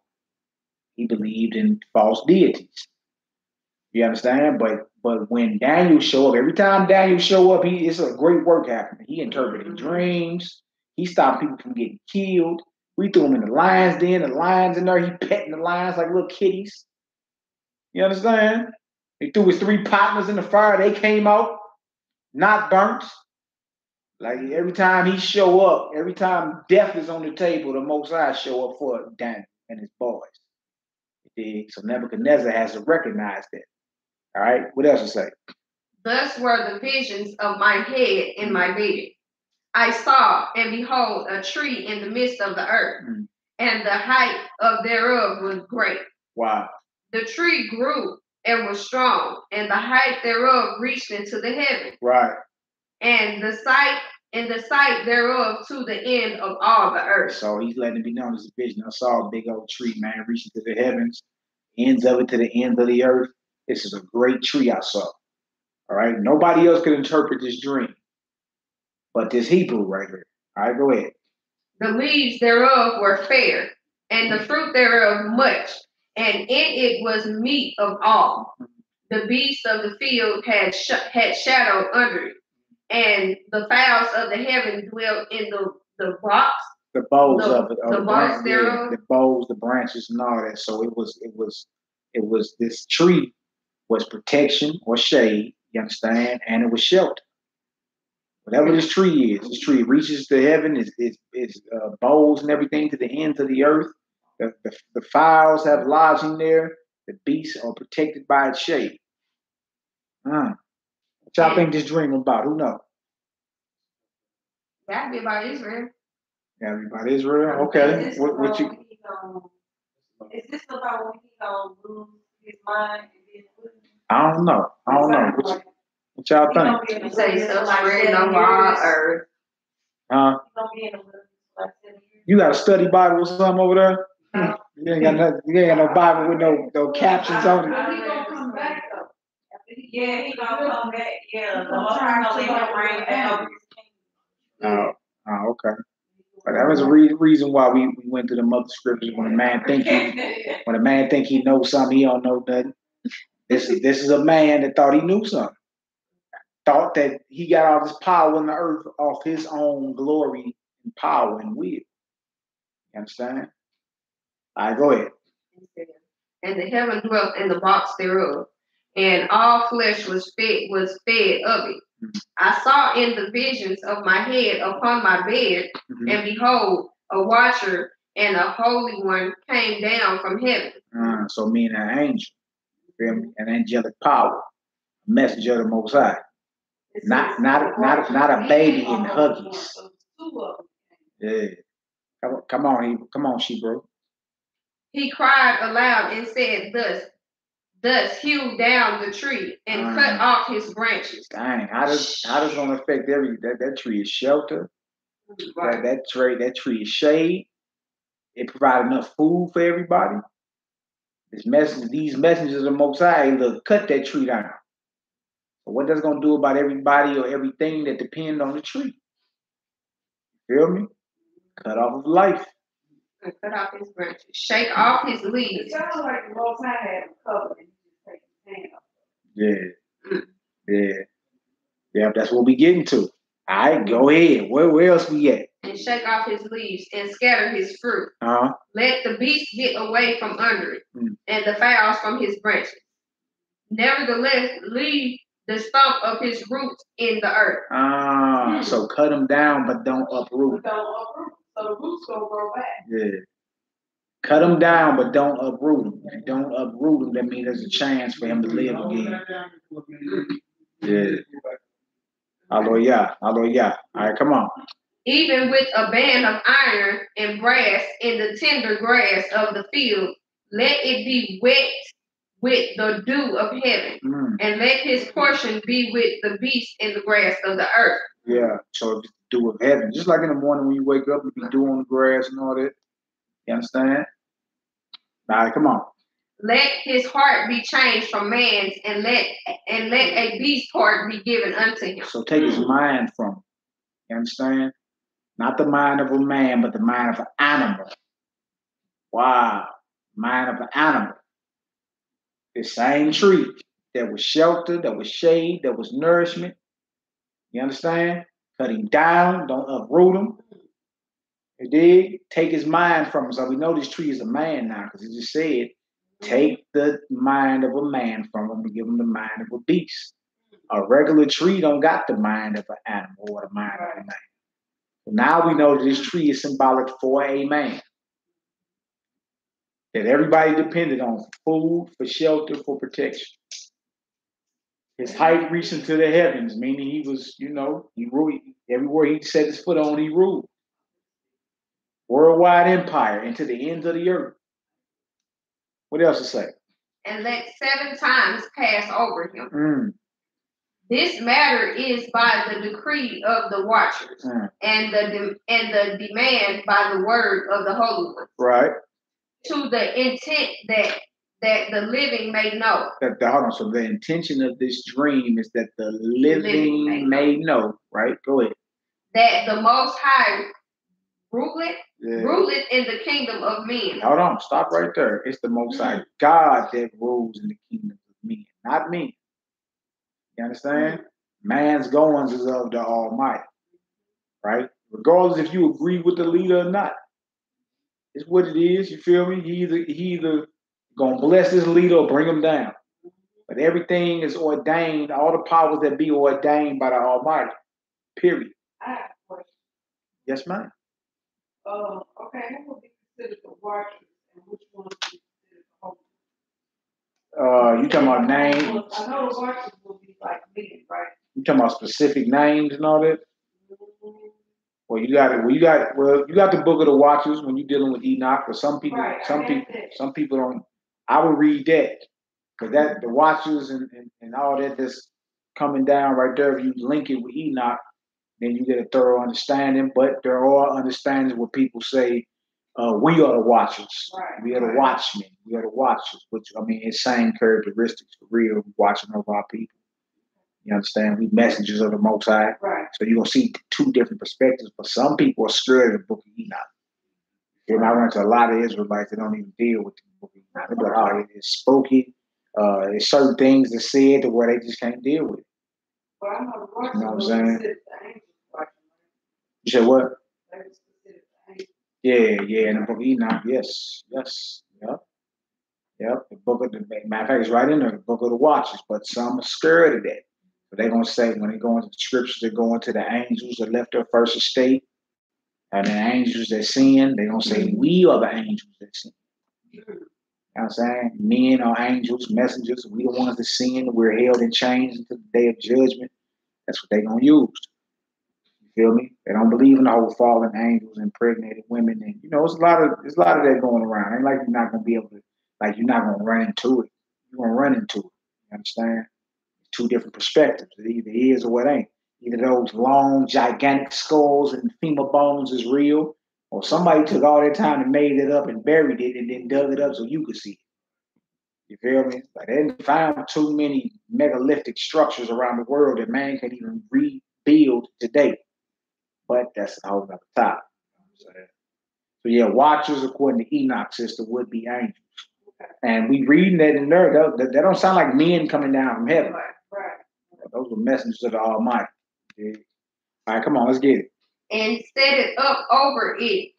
Hold on, and set it up over it, the basis of men. The basis of men. Meaning the lowest of men. You would think these men were straight like noble for real. Think about everybody ruling the earth today. Vladimir Putin, Donald Trump, the Rothschild banking family, the Queen of England who looked like a lizard. You understand? Prince William, Prince Harry. You would think these men were, or you would think you would get this knowledge from them. They actually, because everything's reversed, they actually are base men, low men. Feel me? And it's like it's low men actually ruling the earth. That's why the earth is in so much turmoil. That's why there's holes in the ozone layer. You understand?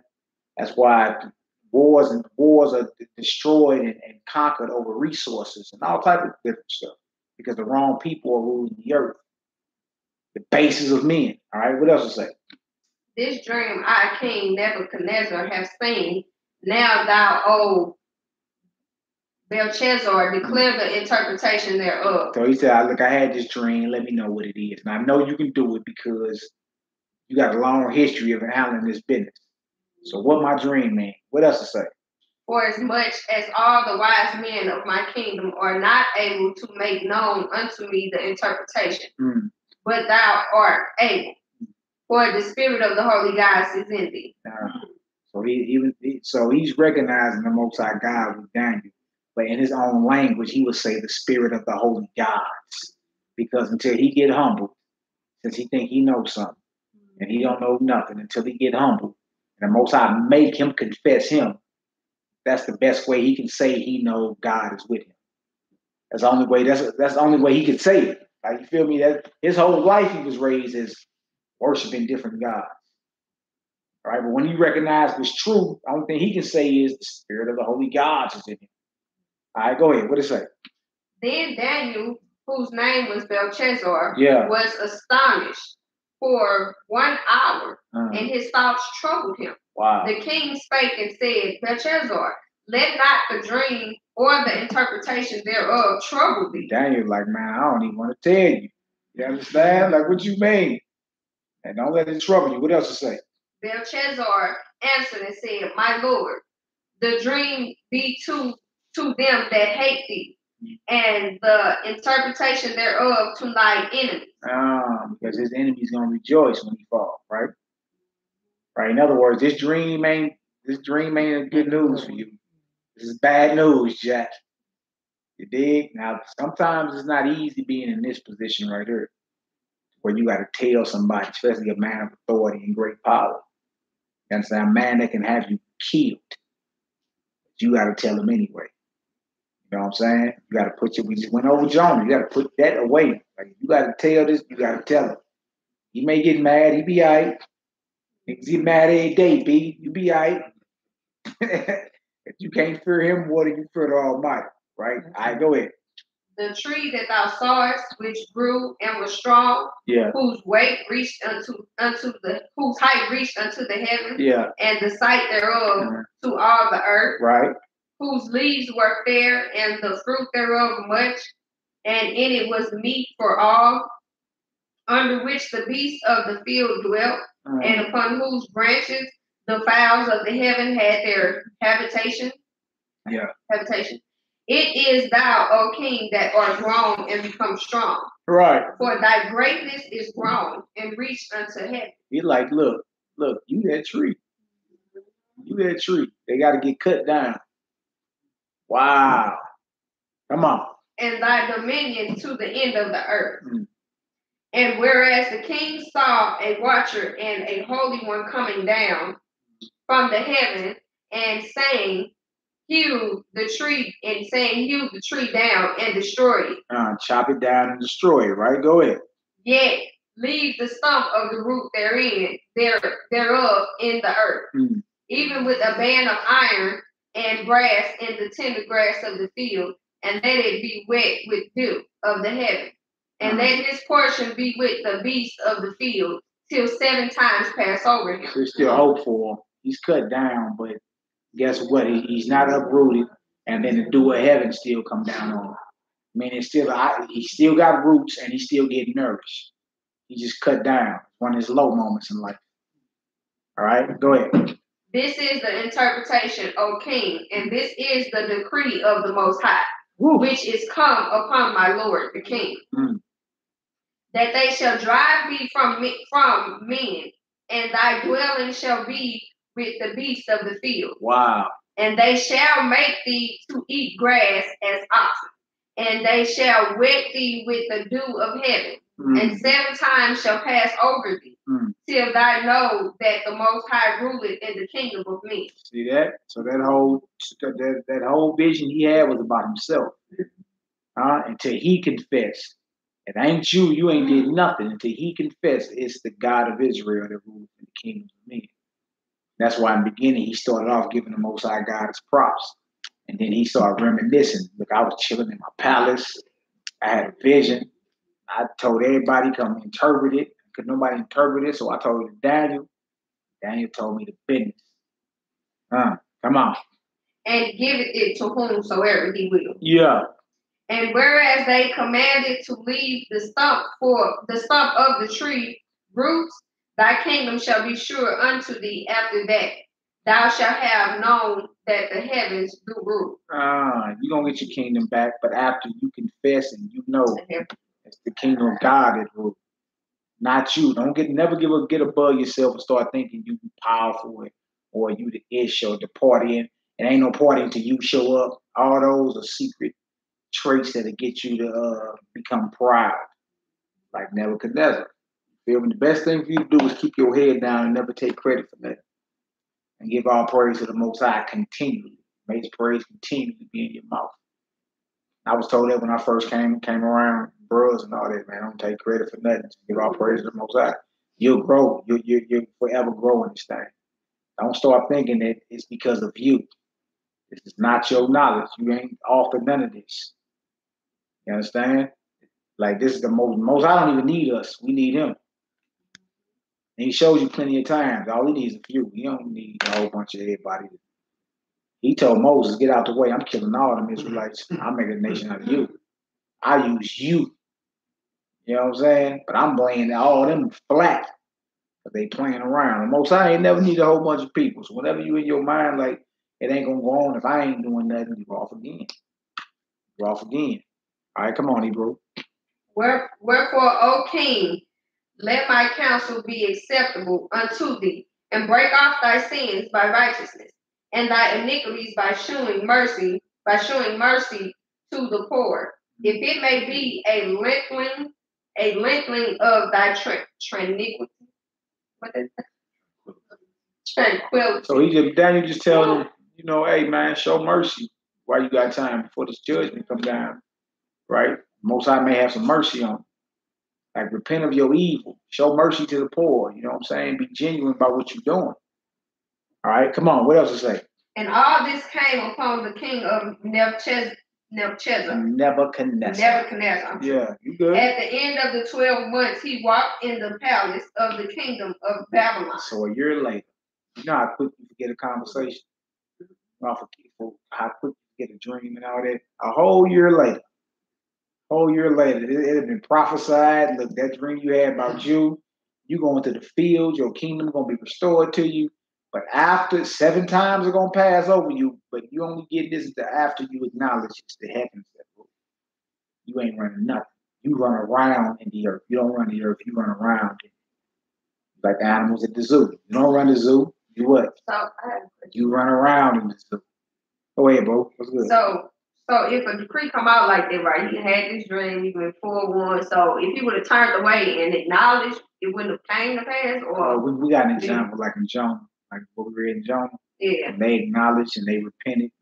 They did everything they were supposed to do. The Most High showed mercy. So we got examples. If you get yourself together, you ain't going to have to go through it. He warned you before he brings the judgment. Right. He always do, man. Look, he told Cain, if you just be righteous, righteousness will lie at your door. You feel me? All you gotta do is do that which is right. And he give you time. All right. What's the king name that begged for more time? And he got it, Hezekiah. Yeah. In Isaiah 38, he begged. Most High said, get your house in order. You dying tonight. You're dead. He went and cried before the Most High. Most High sent his prophet. He said, I can give him 15 more years. He go, tell him to get on up. He nervous.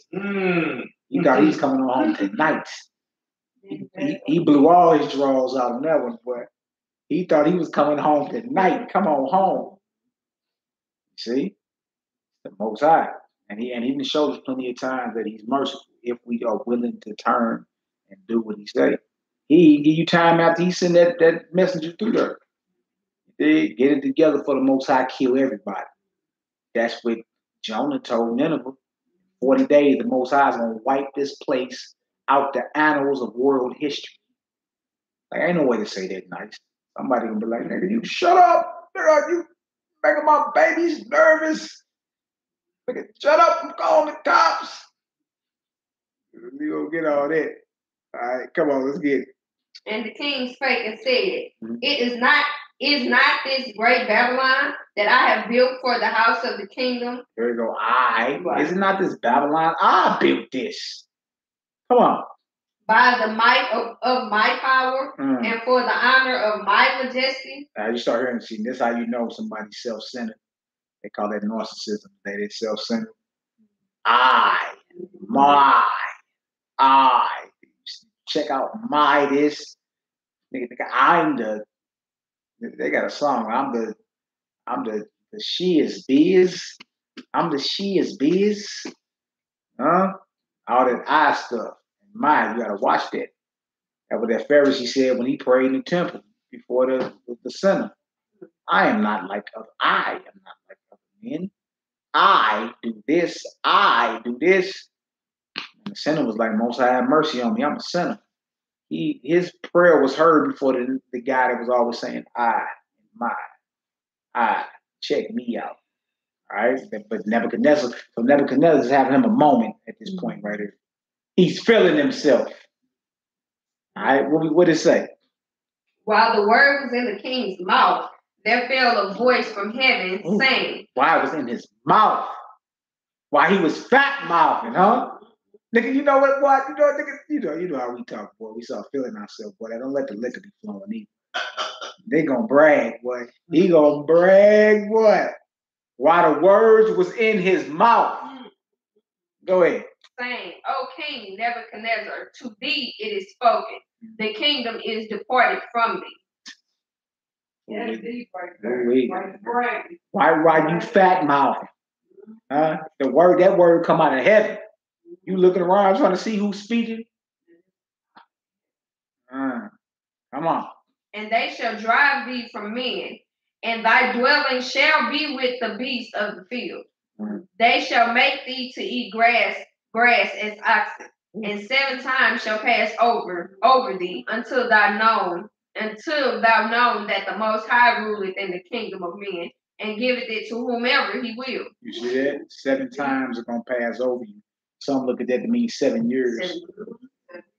7 years passed over. That man had the mind of an animal for 7 years, believing that he knew something. If a man think if he know anything, he deceives himself. He's nothing. Deceive yourself. The Most High has set up the kingdom, and he didn't want to drop the kingdom. He started feeling himself for a moment. Why is it in his mouth? Nigga, you gonna die for that. And you right, sister. Those are pride builders. Whenever you find yourself bragging over what you're doing, you feel me? Even if somebody gives you some type of, because the scripture says, let another mouth praise you and not your own. But even when that come around, you should still be giving that praise to the Most High. Hey, I'll praise to the Most High. Brother, I learned a lot from you. I'll praise to the Most High. Brother, hey, man, if it wasn't for you and I'll still been a Mason. All praise to the Most High. You feel me? You'll be like, oh, that's right. What, you want an autograph? Oh, yeah, just take a picture. Oh, yeah, you know.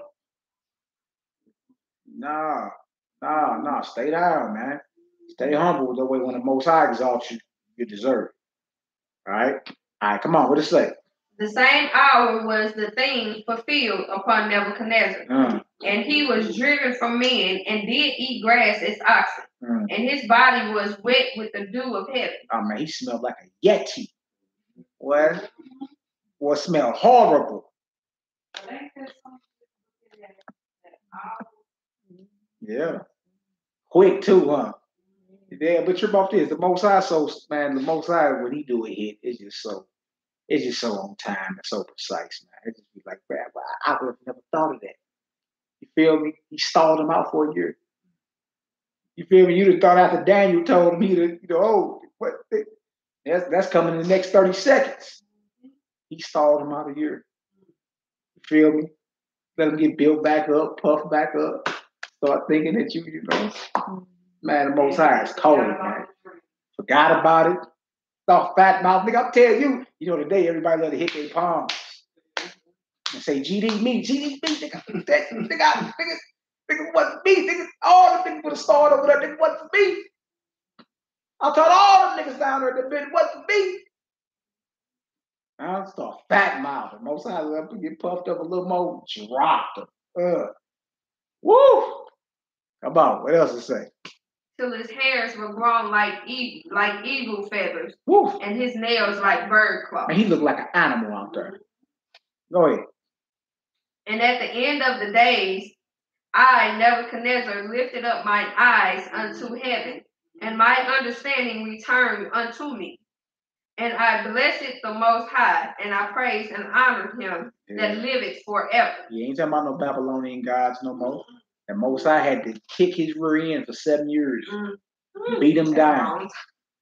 You understand? When you get to when you read Job, the book of Job, when you read other scriptures, I think it's like Joshua or one of them, they go into how that story of Job you read, that 42 chapters, that was a 20-year sentence. You read that like that was on one weekend and off the next. Job had to endure that for 20 years, man. Nebuchadnezzar had to endure that for 7. You feel me? 7 years is a long time to be doing anything. What you talking about 7 years ago was 2011. Wow. Come on, Hebrew. Whose dominion is an everlasting dominion. And his kingdom is from generation to generation. Yeah. And all the inhabitants of the earth are reputed. Yeah, they all have a reputation. Reputed. Go ahead. As nothing. All the inhabitants of the earth are reputed as nothing in the eyes of the Most High. You understand? Come on. And he do it according to his will in the army of heaven. And he do it according to his will. What he feel like doing. What he purposed or will it to be in the armies of heaven. All right, shalom. You know what I'm saying? What he will it to be, he do it. Like how you gonna go against that? I was reading earlier where it says the foolishness of God is wiser than man. And the weakness of God is stronger than man. You feel me? I reading that earlier. What you mean the foolishness of God? God ain't foolish, he ain't weak. But that's talk to let you know you're dealing with something you can't beat. There's no beating him. At the very least, yeah. What you can't beat, you might as well join him. You understand? You might as well join him. Ain't no getting around it. No getting around it. And it's real easy, man, if you start feeling, you get that vibe, real successful, doing pretty good, it's just almost like a Floyd Mayweather or something.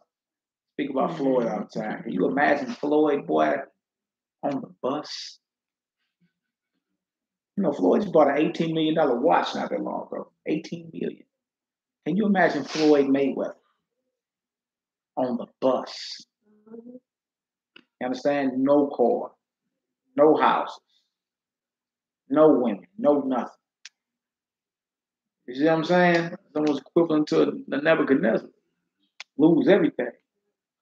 But the Most High, if the Most High wants you, don't care how powerful you are, he coming for you. But usually when you're dealing with that strong spirit of that mammon, that material and all that they got you got to break you down. You got to straight break you. Submit. You understand? And actually, that's a wrestling term. When they do the UFC and all that, winner by what? Submission. That means he tapped out. One overcame another. He was stronger than him. He tapped out. Oh, man, I don't want no more. I submit to you. Yeah. Most High beat you down until you submit. We just read that with Jonah. You understand? Just read that with Jonah. We're reading about Nebuchadnezzar right now. Then we're going to read about another prophet. You feel me? That didn't finish the job. I mean, we're going over the rebellion of Jonah. We read through Jonah, but it's the same spirit applies. You got Jonah, you got Nebuchadnezzar. Then wait till we read about this prophet. This man, they just call him a man of Judah. But he was a prophet sent on a mission. You understand? And your emotions can't override what you're supposed to be doing. You know what I'm saying? Jonah emotions override. He ran. He's like, man, everybody throw me off this boat. You know what I'm saying? Everybody goes down, throw me off this boat. He did, and ended up being cut off as if he was dead. spit out, vomited out, and still end up having to do what God called him to do from the beginning, or preach against Nineveh. And he went and did all that for the Most High to say, no, I ain't gonna destroy it. I ain't gonna destroy it this time. Then Jonah get mad. Why you ain't destroy it? You know what I'm saying? I'd rather die. Throw it all out. You know, the trauma I went through. The Most High gave him a parable right in front of him. You know what I'm saying? That gourd that was there that night and perished the next. If I can do that with a gourd, why I can't do that with them? Dang. What's going on? Nebuchadnezzar, man, think he knows something. Think he powerful. Think it's his hand that got him all this power on the earth. Most High said, oh yeah, you the mind of an animal. He'll be smelling like a yeti around here. Smelling like a yeti. Until you confess out your mouth, it is me, it is the heavens, it is me that decide who move and who fall. With that type of mindset, you know, that type of mindset, you realize I might as well get on the team. I'm gonna fight against that. Everybody know that. You can't fight against the Most High. He called you, you pick the phone up. Well, you ain't talking to the Most High just to be shooting the breeze. Lord, what you doing? For real, I wasn't doing that. I just was doing my hair. No, when the Most High send a message to you, you understand? It's an order. What's a revelation about something? Feel me? For you to make a certain move a certain way. That's what that's about. He don't holler at you to shoot the breeze. Just checking on you. What you doing? You know how you get done? You don't speak just to be speaking. We under orders. We got things to get done. So we learning, don't run from it, number one. No matter if it look like it may look like it's impossible to come out of it. You say go where? Saudi Arabia. You know where they cutting everybody's head off it? Yeah, go right over there and look them bastards in their face and tell them whatever. You gotta go get that done. What you mean? Right. Right.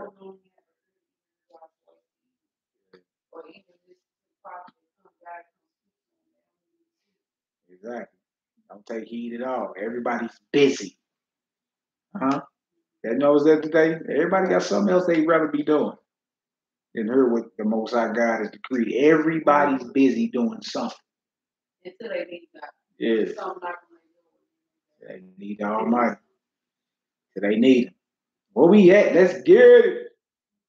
Let's get it. Where we at? Daniel 4, what verse? 35. Yeah. And all the inhabitants of the earth are reputed as nothing, and he doeth according to his will in the army of heaven. And among the inhabitants of the earth, and none can stay his hand or say unto him, what doest thou? Yeah, in other words, who's going to check the Almighty? Who y'all know in the worldwide fame? Who going to check the Almighty God? Who going to stay his hand or stop his hand? Or who going to tell him, hey, what you doing? You know how you saw somebody doing something and you had to put that tone in your voice? Like, man, what you over there doing? You tripping. Who going to stay the Most High hand? Who going to check him? You talking about your creator. You ain't got nothing for him. That's what I'm saying. It's like, man, your best bet is to stay humble, not proud. Play your position. It's your best bet. There ain't nothing else to do. Play your position, man. Ain't about nothing else, right? Maybe somebody want to compliment you on your knowledge. It ain't yours. Come from the heavens. It ain't yours. Or anything. Only thing we doing is research. This is research. You researching out something somebody already searched. You know what I'm saying? We just not finding out about the Apocrypha in this age. They've been having. They've been read through it and got commentaries on it. You know what I'm saying? This knowledge is not yours, but you'll start thinking it. Because of the fame you get, the attention. You start getting a lot of attention, fame, or whatever. This ain't none of your knowledge, man. You ain't doing nothing but researching or going over what somebody else that before you done went over. That's it. That's it. All right, where we at, Bo? 36. At the same time, my reason returned unto me, and for the glory of my kingdom, my honor and rightness returned unto me, and my counselors and my lords sought unto me. and I was established in my kingdom, and excellent majesty was added unto me. Hallelujah. See, so he got back everything that he lost. Yeah. And that was the prophecy of it in the beginning. You know what I'm saying? Once you confess what it is, you get all that back. You get your kingdom restored back to you, but you're going to confess that it's me that rule within the kingdom. I rule from heaven, and I rule the kingdoms of me. Nobody can stay my hand. Nobody can check. What did it say? Now I, Nebuchadnezzar, praise and extol and honor the King, and honor the King of heaven, and all whose works are true in his ways, judgment, and those that walk in pride, he is able to abase. You see that? So, but you're about that. It took for him to get his rear end destroyed.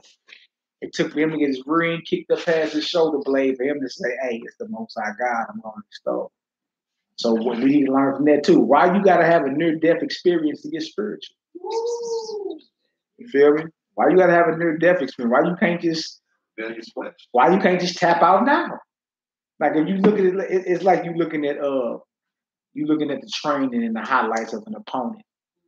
You know, and you know deep down, so I can't fight this guy. Yeah. Whatever was written aforetime was written for our learning. We should learn from this and be like, you know what? I shouldn't have to get beat down to accept the Most High. I shouldn't have to. You feel me? Then the Most High gave my extra year. You got you about that? He gave me, so it didn't happen 12 months later. 12 months later, he started feeling puffed up, and he's like, okay, why you fat mouth? Why you in your mouth bragging? Here it comes. You remember that game, Mercy, kids? Yeah. Mercy, yeah. Tap you right on out. You feel me? Again, the rebellion of Jonah. So we learn from these stories. That's why I like reading through the stories kind of slow and getting some understanding. That you start taking all the jewels about it. From Jonah being fearful of man more than God at first. You understand? Yeah. To him recognizing and owning up to what it is because he realized this storm is here because of me. Right? Now he's like, look, y'all might as well throw me over, but ain't no sense in all y'all dying. I might as well die. And we learned it about Jonah too, boy. Jonah had a death wish. He always kept asking the Most High, hey, take me out of here. I'd rather die.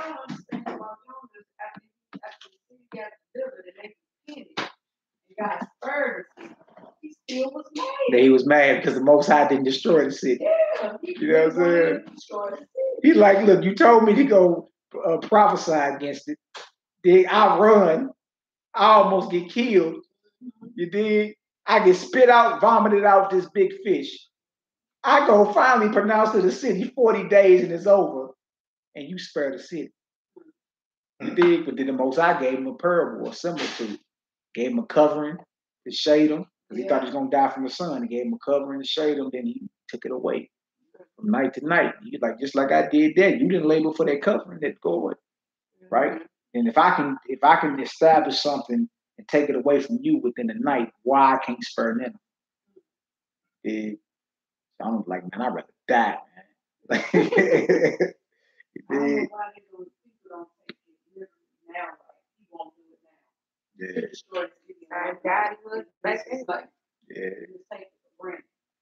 No, there's no fear of the Most High. When you take away the commandments and judgments of the Most High out the equation, you telling people you can do whatever you want to do.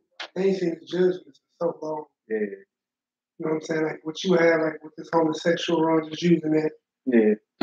If you saw the judgment of the Most High on that homosexuality death, and you know how they did that in front of everybody, you would God was open as it would as it is, man. You wouldn't be sitting out here being flamboyant. Yeah. Knowing that you saw something, you saw somebody got stoned to death. You saw Sodom and Gomorrah happen. Boy, it probably wasn't no sodomites, boy. Probably wasn't no homosexuals for 1,000+ years. You know what I'm saying? They still feel that brimstone. Well, you go over there and look at the brimstone pile. Like, you know, same way you saw man an adulterous woman, you know what I'm saying? You will see them get killed. You notice how it was in the time of Christ. They sure came through men right in front of his foot. Oh, what say he? I'm saying, this is a wicked time we're in because all the gay people is flourishing right now. Yeah. If you notice it, they is flourishing. Babylon. All the gay people, top hairstylists, they the top stylists of it's crazy. Mm-hmm. And you like, I know good dog. Well, y'all ain't getting blessed by no Most High. No, you did. The devil blesses too. The devil blesses too, man. He told you it was mine to give. For what time? He blesses too. He took Christ up. Say this, it's all of it. He sure did. I can give you all that, bro. And Christ didn't argue with me too. So no, I'm not free. Yeah, check him and put him in his place. He told us these times is coming. We hear it. Let's do 1 Kings 13 chapter. That's a good one too. 1 Kings 13. 1 Kings 13. Oh yeah. Somebody like that 1 Kings. Most High call you to do something, get it done. You may have an explanation, but there is no excuse. And there really ain't no reason. If you run from them, it's like you run in circles. 1 Kings 13. 1 Kings 13 chapter. You haven't seen the show Who read? I read. Go over there out. Talk about who reads. There you go. Nehemiah got his phone. Y'all seen this show called Wayward Pines? Yeah, bro. Yeah. Wayward Pines. Deep stuff. And old boy trying to drive out of town and then coming right back to the same spot. Yeah. Just like you running from the Most High. Wayward Pines on Netflix. It might be on that Fire Stick. Yeah. First Kings, it's called Wayward Pines. This one we need to be seeing that movie, Oh yeah,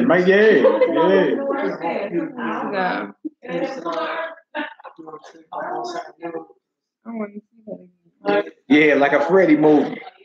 Zion, just like a Freddy movie. You ain't lying. Man, I was watching Nightmare on Elm Street last night on the Sci-Fi Channel, man. Nightmare on Elm Street, the newest one, Just like Kruger, running circles while he's just looking at you, shaking his head. That's right, Poppy shoot. All right, we're going to 1 Kings 13 chapter next, y'all. Y'all on her clowning. Look at they on her clowning. LOL. Writing a lot of prayers going up. They like a Freddy movie. You running from the Most High, it's like a Freddy movie.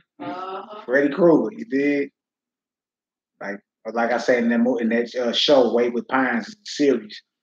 Dude was he said, bump that model. He stole a car, broke the window, stole the car. I'm out of here.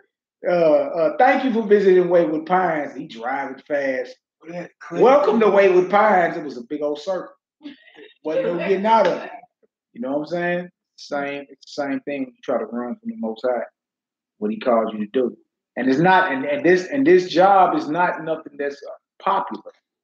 You feel me? It's not nothing to where you're gonna be socially accepted by the masses or none of that. You will not. Because of fear, Jonah didn't want to go tell them in Nineveh what was coming. He feared man at the time more than God. You feel me? Nineveh was so big, it was 120,000 people in there, but it was a 3 days journey from one end to the next. So he get about a day's journey in, and he started. Hey, they were built on top of each other like we were here. Yeah, he started yelling. And then the type of stuff people would tell you, no ordinance violation today. You can't speak like that. He's like, the 40 days out and this place is over. He didn't come like, diddly-do neighbors, let's hug everybody. God loves everybody. He came with a straight message. Repent or die. You understand? That's what happened. Right? Those of Nineveh, sackcloth, ashes, the animals, no food, no water, no nothing. And the Most High did what? And they repented, confessing their crimes against God. And the Most High repented of the evil He was going to do. He turned away from the evil. You feel me? Most High tell you, I wound and I heal. I make alive and I make dead. I do that. You know what I'm saying? Like, you need to know who you're dealing with, actually. And that's good, because once that fear is there, then you can be like, you won't play him like he's like a tooth fairy or something like that. So it makes sense. The spirit guy in the win. Yeah. You won't treat him like the Santa Claus, the tooth fairies, the hocus pocus man. Like, this man ain't fine. This man ain't playing no game. Same thing with your father. You know what I'm saying? When you go to your house or you deal with your parents, if you wise and you got, righteous person, you're like, man, I ain't gonna play with my mama, man. I ain't gonna dishonor her. You know what I'm saying? They want me to go to school, and I'm going to school. Take out the trash, take out the trash. Yeah, clean my room, clean my room. Yeah. I mean, you ain't got to. There's a consequence. Consequence coming right behind you. You ain't playing no games that make you something. All right, so look, let's get this done right here. We're going to 1 Kings, the 13th chapter. There's no sense in running from what the Most High calls you to do. Okay. I'm going to start at verse 1. Now, this right here is about a brother that didn't finish. 13:1. Yeah, 13:1 is where we start. Right. 1 Kings 13, we'll start at verse 1. Lord, y'all give me a 7 on the chat board when y'all get there. 1 Kings, the 13th chapter, verse 1. And just slowly going over some of these stories and getting it done. Jonah, you understand, down in Nebuchadnezzar. Right? You always want to be at war with that pride spirit, that proud spirit, that spirit to get us killed out here. You don't never want to start flying like, hey, stay low. It's just like you want to shoot out or something. You better stay low. Yeah, keep your head to the ground, player. Hey, don't never get to riding puffed up. Never. You start thinking you know something, it's over. Nebuchadnezzar thought he had power. Most High dropped him. Now, trip off this, and he was merciful to him and restored him. What if he just dropped you and never allow you to recover? I mean, who gonna check him over? Everything else is a request. There ain't no checking. You feel me? Most High, please, in that order, have mercy on him. You ain't checking nothing. You coming with please and you beseeching. This is a formal request. You ain't you're not gonna check him over nothing. You're not gonna stay his hand over anything. You feel me? You know, Almighty. If anything you got a request. Lord, request. That's what's called a supplication. Supplication is a request. When you read the scripture where it say, I beseech thee. A beseech is more like begging. Lord, I beg thee. You see? You ain't checking nothing, you're asking. Usually beseech is followed by the words mercy. Yeah.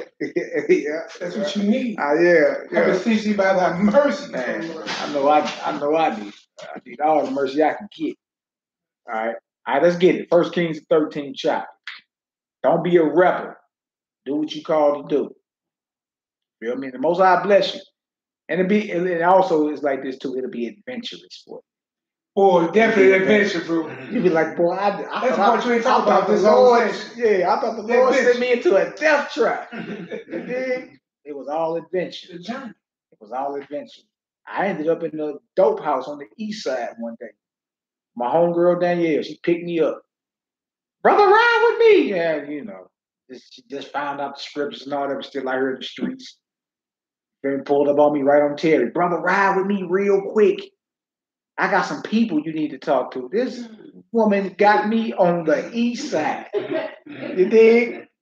I look up. I'm on a dope set, like straight up and down. They just got shot by some St. Louis niggas and everything, man. It was St. Louis nigga over there. Man, you got this my brother Malachi from St. Louis.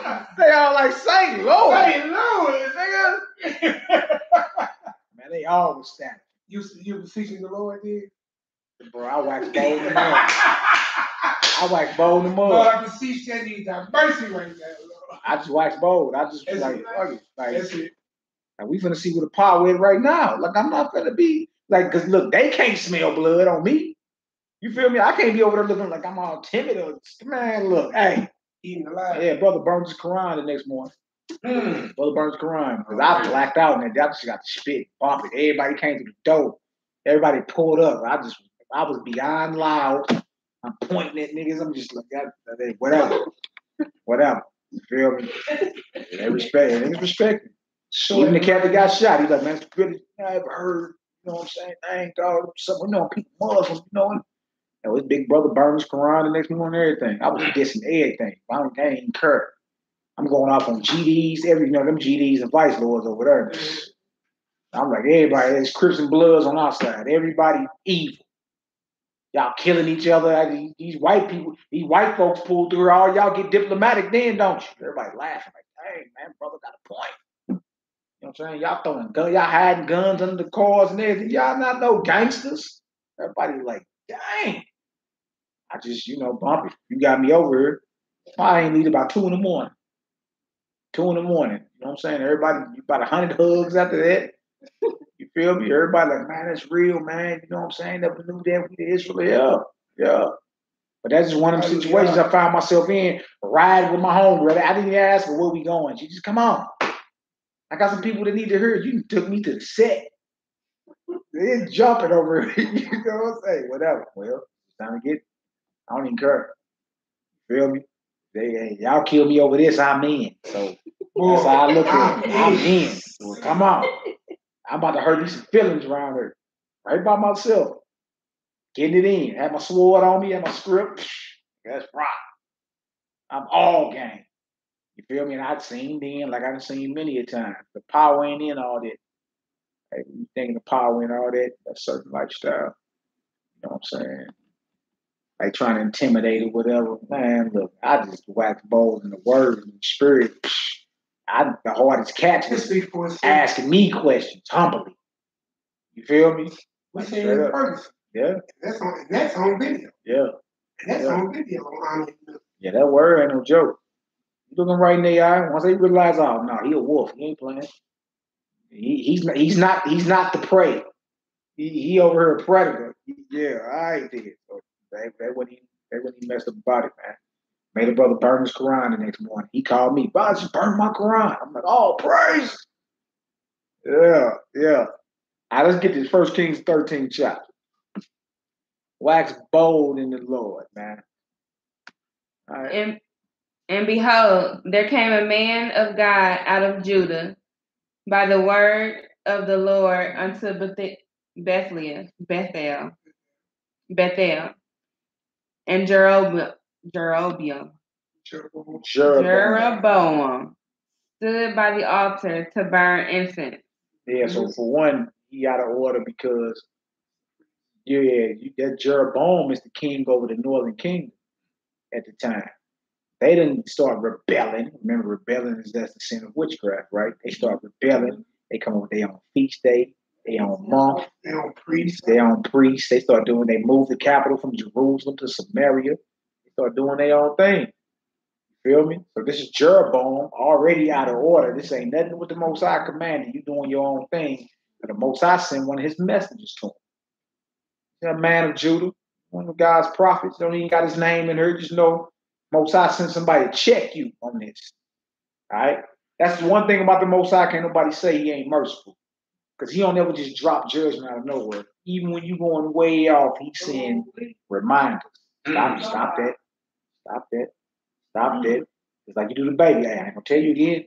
Stop that. I ain't gonna, bah! The smacking them coming. Dang, nigga, God, I told you.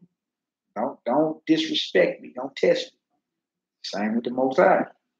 Right? Even when you flat out wrong, he'll send some type of warning to you before he take you up out of here. Get yourself together. All right, go ahead. Yeah. Even when you dead wrong. Jeroboam was dead wrong. All right, go ahead. And he cried against the altar in the word of the Lord and said, O altar, thus saith the Lord, behold, a child shall be born unto the house of David, Josiah by name. And upon thee shall he offer the priests of the high places that burn incense upon thee, and men's bones shall be burnt upon thee. So it's a prophecy that Josiah ended up being the king in Judah. You feel me? You read about him later on in the Bible, named Josiah, the descendant of David. But the prophecy was on that very altar where y'all offering sacrifices, he gonna offer the body of the priests that offer in these high places. The high places in Israel were pagan altars. That's where they used to go on the high hills or the high places, and they used to do all type of abominable activities. You feel me? And build pagan altars of false gods. We just let it be known the very priests that's offering on these altars, their bodies will be offered in the days of Josiah. That very altar right there. So he ain't come. So in other words, a messenger of the Most High, in which all of us we a kingdom of priests.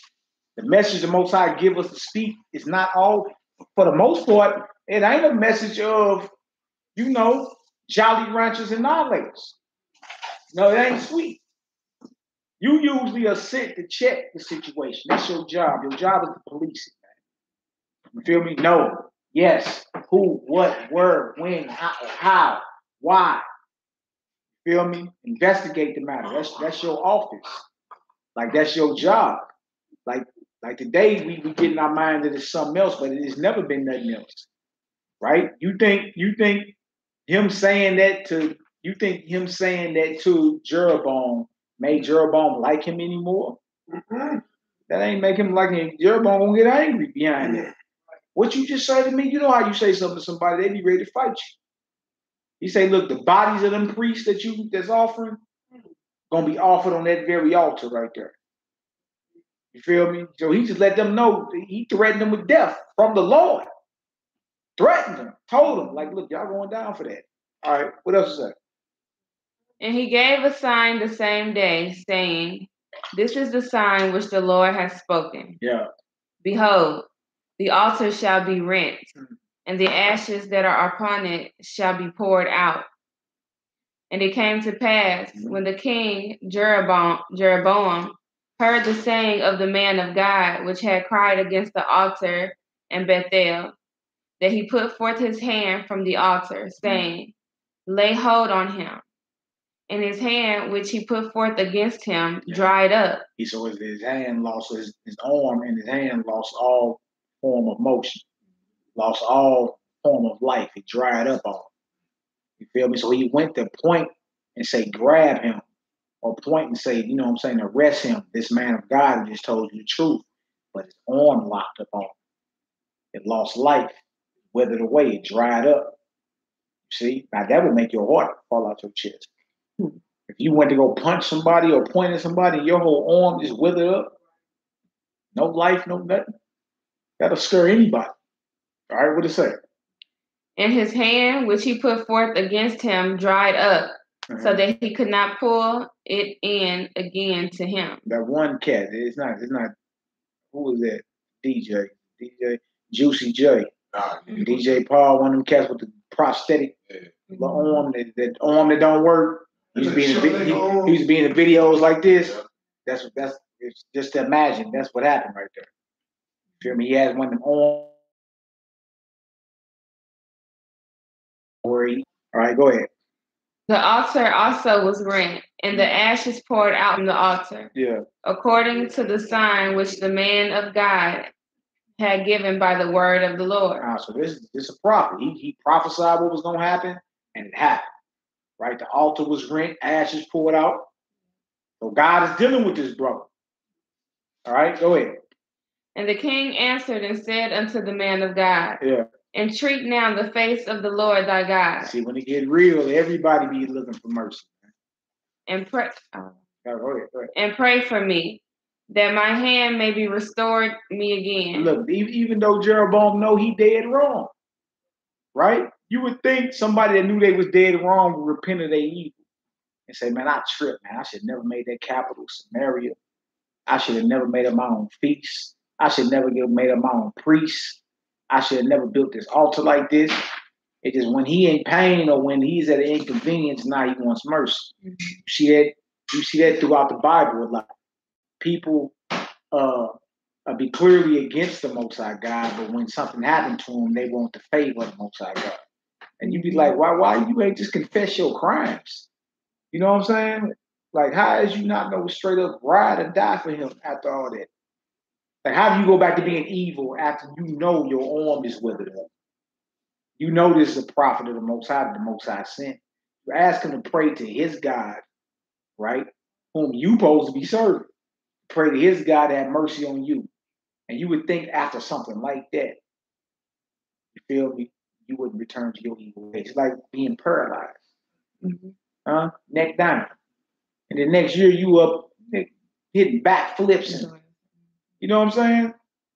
Do you think in your mind if you had ever been paralyzed before that you would take that for granted? You'll never take that for granted again in your life. How is it that we have short memories like that? How is it your arm can go from this status your heart beating fast. Like, dang, I don't know what to do. Pray for me. Pray for you. Instantly you back. And then you say, I'm back to wicked. See what I'm saying? Like nobody can say the Most High is not merciful. In other words, man, he give even the wicked plenty time to get right. You feel me? And the sad part is most people don't want to get right until it's too late. Till he puts you in the grave. What else to say? And the man of God besought the Lord, and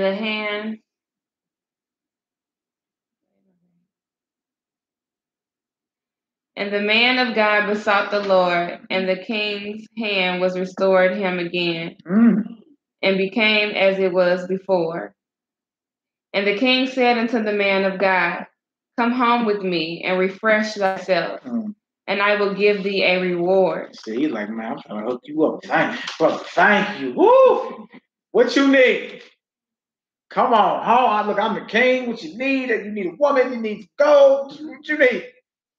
What you need? Some wine? Your back rub? What you need? I'm gonna get whatever you need. Right? Let's read. And the man of God said unto the king, if thou wilt give me half thine house, I will not go in with thee. See? I don't care if you gave me half your house. I can't go in with you. Why is this? Because he's on a mission from the Almighty. Right? Go ahead. Neither will I eat bread nor drink water in this place. For so was it charged me by the word of the Lord, saying, eat no bread, nor drink water, nor turn again by the same way that thou camest. So I can't even. The Most High told me to come here, pronounce this judgment on him, and leave. Yeah. I'm not supposed to stop and eat bread. I'm not here for you to take me out to dinner. I'm not here to have drinks. Here to get it done. You feel me? I can't even go back the same way I came. That's his mission. See? That's what I'm saying. This job or this office that, you know what I'm saying, that the Most High has called us to be in, similar to Jonah, you know what I'm saying? Similar to anybody the Most High can call. This office right here will not make you socially accepted. You feel me? You won't be liked by majority of the people. You understand? You're going to be a follower of Christ or what Christ like. If it happened to Christ. Yeah. And blood had to be shed. You know what I'm talking about? Yeah. Every disciple, except for John, who made the Patmos. You know what I'm saying? Yeah. You know, every prophet, you know what I'm saying? Every man that walks in the will of God suffered some affliction. Yeah. That's just what it is. Yeah. You know what I'm saying? That's what I was saying, you know what I'm saying? Bag up, pack up. Yeah, strap up and back up. Yeah, bag up and pack up. Strap up and back up. Hey, but your tough skin. Yeah, but notice that these men are called, but deeper than just them having to say something, right? When the Messiah say, if you want to come after me, deny yourself. You got to. I mean, you got to take yourself completely out of the equation. You can't be tripping out even off. Because you're a Jonah. Yeah. You're a Jonah. Yeah. And that's good that we're going over this, because listen, it's all good that we talk about good stuff and what I will do. And, oh, man, if it was me, I'd be on it, man. If I came across the Red Sea, man, ain't no the world I'd be on that, golden calf. You don't know, bro. We don't know. These people have seen the mighty works of God and came right to the other side and flipped the script. Then went over at Numbers 25 and went and kicked it with some other people. Right. And got their heads cut off. These are people that seen the mighty works, seen the mountain, the earthquake, the fire law getting out there, seen the horns blow. Yeah. I'm telling you, watch the earth open up and swallow rebels. And still went off. You got to deny yourself. If you don't, you put yourself in there, you'll fall in all those trick bags and come short every time. Yeah, you got to deny yourself. It's just like we went over when we was out of town last week. The mother and 7 sons, the Eleazar, right? Like for you to stick your tongue out and your wrist out until the king will take these away from you, receive them from heaven, and I'll get them again. All right, like you someone that's like, look, I despise even these if it's for the truth. Take them. Like you can't do nothing with that. Like that's somebody you can't control. You know what I'm saying? So when you raised up to speak the word of the Almighty, the whole point is you're not going to be hugged by everybody. Everybody's not going to like you. You understand? People going to try to kill you. But one thing that you would not be lacking is an adventure. You're going to forever have something to say. Hey, let me tell y'all what just happened, man. So what you're telling me is that if I follow this word of God, right, I ain't got to make a church coming? I mean... not likely. Not likely. I'm saying it can't, but not likely. A lot of these men were moving around.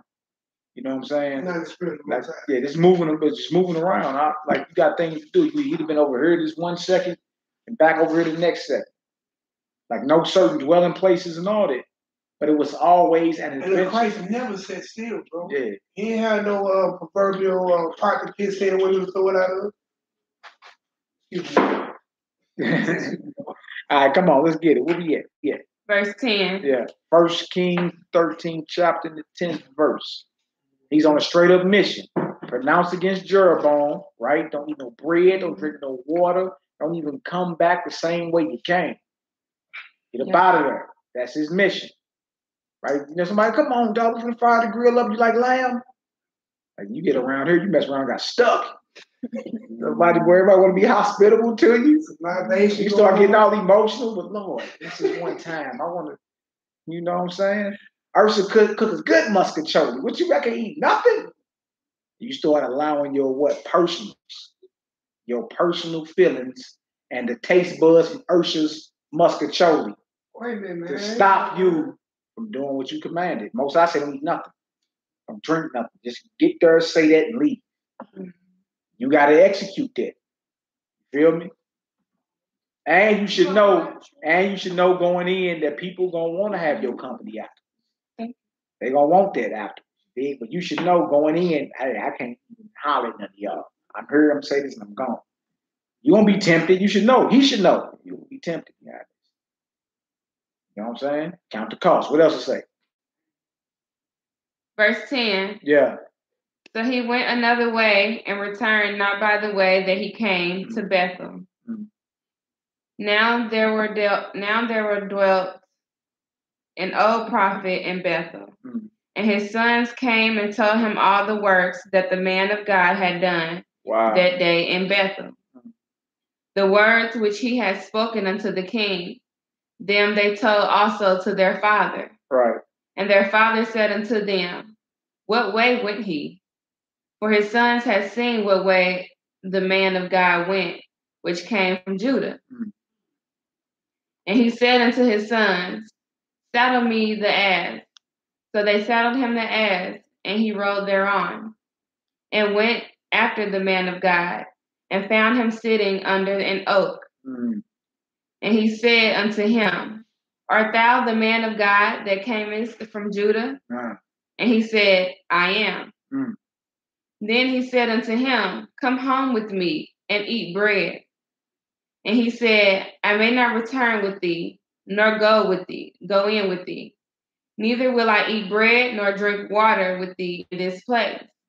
So that's the second time. He already knew. Feel me? The king wanted him to stay. Now here comes this man who claims he's a prophet. So he didn't testify that he's a witness against himself already. Twice. I can't eat with you. I can't drink with you. I'm on my way up out of here. I'm on a mission from the Most High. All right, come on. Verse 17. For it was said to me by the word of the Lord, thou shalt eat no bread, nor drink water there, nor turn again to go by the way that thou camest. He said unto him, I am a prophet, also as thou art. Here we go. And an angel. There we go. Y'all see that? He claiming to be a prophet too. Right? Yeah. He's claiming to be a prophet too. And then he put an angel on. What did he say about the angel? And an angel spake unto me by word of the Lord, saying, bring him back with thee into thine house, that he may eat bread and drink water. But he lied unto him. But he what? He lied unto him. All right, hold your spot right there, D. You can. Give me Galatians 1. Galatians 1, 6 to 11. Now look, you supposed to be, you know what the Most High told you. You know so well you can say it twice, right? Now, unless something changed, unless unless the Most High done shot you a memo, it don't matter what he talking about. Because what you said, you could have said, nigga, you was Michael the Archangel from the fourth dimension. Don't matter. You understand? Don't matter. But when the Most High give a word, he gives it via a chain of command. This man said, I'm a prophet too, and the angel told me to tell you, you ain't got to obey God. Come with me. That quick? It sounds crazy, don't it? But I don't know. I wouldn't have got off that, man. I don't know. You sure? How easy, about this, how easily today do you get distracted from doing something you're supposed to do? It ain't hard to distract a Negro today. Negro get distracted real quick. Let something be on TV right now. I'd have been sidetracked for about 20 seconds. Now snap out time. Trip. Yeah. It's easy to get distracted. This is a man of God who we know God is dealing with, and we also know that God hears him. Because he prayed to the Most High to restore Jeroboam's hand and arm. So this is somebody that God directly deals with, and then he directly deals with the Almighty. Most High hears him, but that means he ain't even no rebel. Most High don't hear sinners. He don't hear rebels. I mean, he's not a rebel. You understand? And he got the words of the Most High God, right? But at the last second, somebody slides in and say, I'm a prophet too, and the angel told me to tell you. Oh, wait. You mean that quick? You can have the Holy Spirit and all that? Have the taste of the world to come and the word of God and be doing miracles and all that. And at the last minute, renege? Ooh-wee. So that should scare everybody. So. Because a lot of people think once the Most High start dealing with them, it's just what it is, period. You feel me? Not knowing you can lose your crown. You can lose your crown. He tell you in Revelations, make sure your name don't get blotted out the book. What's there? Make sure it don't get blotted out. All right, what did Galatians say? And then we coming right back to where you were. Galatians chapter 1, verse 6. Yeah. I marvel that ye are soon removed from him that called you into the grace of Christ, into another gospel, which is not another, but there be some that trouble you, and will pervert the gospel of Christ. But though we or angel from heaven, though we men or an angel from heaven, celestial, we or an angel, right? Go ahead. Preach any other gospel unto you than that which we have preached unto you, let him be accursed. Now, if you got any other word, I don't care if it's man, I don't care if it's angel, if it's against what the Most High already said, count whoever brought that down, cursed. And that man of God should have known that. But trip off this, these things, whatever was written aforetime was written for our learning. This story is in the Bible to teach us what? Who knows? Worldwide Assembly, what y'all say? Give me some answers. Why is 1 Kings, the 13th chapter, in this Bible other than it's after the 12th chapter and before the 14th? Why is it in here? Besides the miracle. Why is this story in the Bible outside of it being after chapter 12 and before chapter 14? Because it's chapter 13. Why is this story in the Bible? It's obviously a man who hears the Most High, or who the Most High hears, who the Most High deals with, right? Who has spiritual powers, where he at least got a link to the Most High to where he can answer a prayer immediately. Why is this story in here for us? Because whatever was written aforetime was written for our learning. What have you learned thus far? To stay guarded and listen to the Most High. Right. But I feel that. I'll be obedient until when? To the end. To the end. You gotta take it to the end. You can't even finish the job halfway. 75% of the way. So if somebody else come up and say they had a word from God outside the word of God that you had. Well, name it. Name it just 7 times. And then the servant came back and a lot of people don't take that. They won't take nothing. He went behind his back. What happened? Yeah. It's not being obedient to the word, what the word of God says. Right. Exactly. God gave the word, told him, no, don't take nothing. You don't take nothing. The word of God can't be bought. No power from God can be bought. That's in the New Testament too. Yeah. When you want to buy Holy Spirit. Yeah. Yeah. And Acts. Yeah. Acts the 8th chapter. So you said how much that costs? How much that cost you? Right? Some of that? Yeah, you told me your money perish with you. Your money die with you. See, so we or an angel. What else say, D? Verse 9. Yeah. As we said before, so say I now again. If any man preach any other gospel unto you than that ye have received, let him be accursed. See, so any other message, any other good news, right? The prophet of God in 1 Kings 13 had a message that was given to him by the Almighty. And the other guy came and claimed he had one by an angel. By an angel. He came and brought another message. Right, so he tried his spirit. Yeah, count him down. I'd say, well, I can say what I could have done, but he should have said, I didn't get the memo. What you mean? I didn't get that memo. I gotta keep pushing. I gotta keep pushing. As a matter of fact, you in my face too long. Bye. Sometimes you gotta hurt somebody's feelings behind this. I noticed over the years. Because people try to hold you around until you slip up. You feel me? And do something against the Most High. Sometimes you gotta rattle the cage and be like, hell no, I ain't doing that.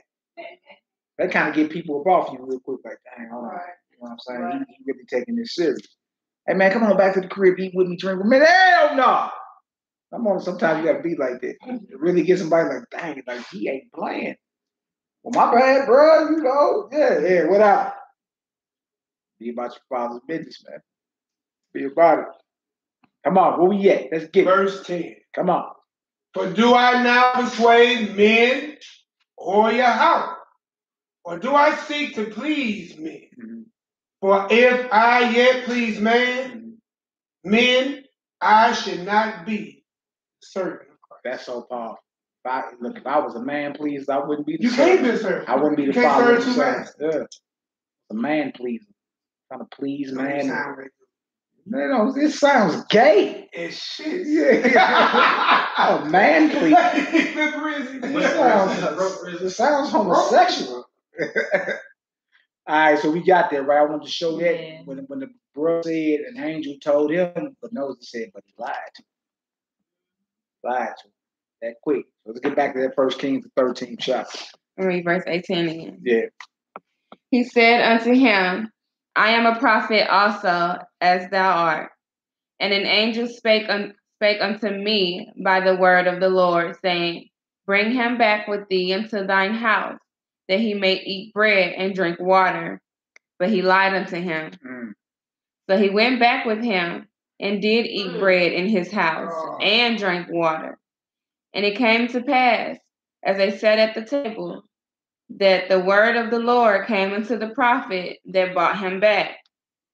And he cried unto the man of God that came from Judah, saying, thus saith the Lord, forasmuch as thou hast disobeyed the mouth of the Lord, and hast not kept the commandment which the Lord thy God commanded thee, but camest back and hast eaten bread and drunk water in the place of the which the Lord did say to thee, eat no bread and drink no water, thy carcass shall not come unto the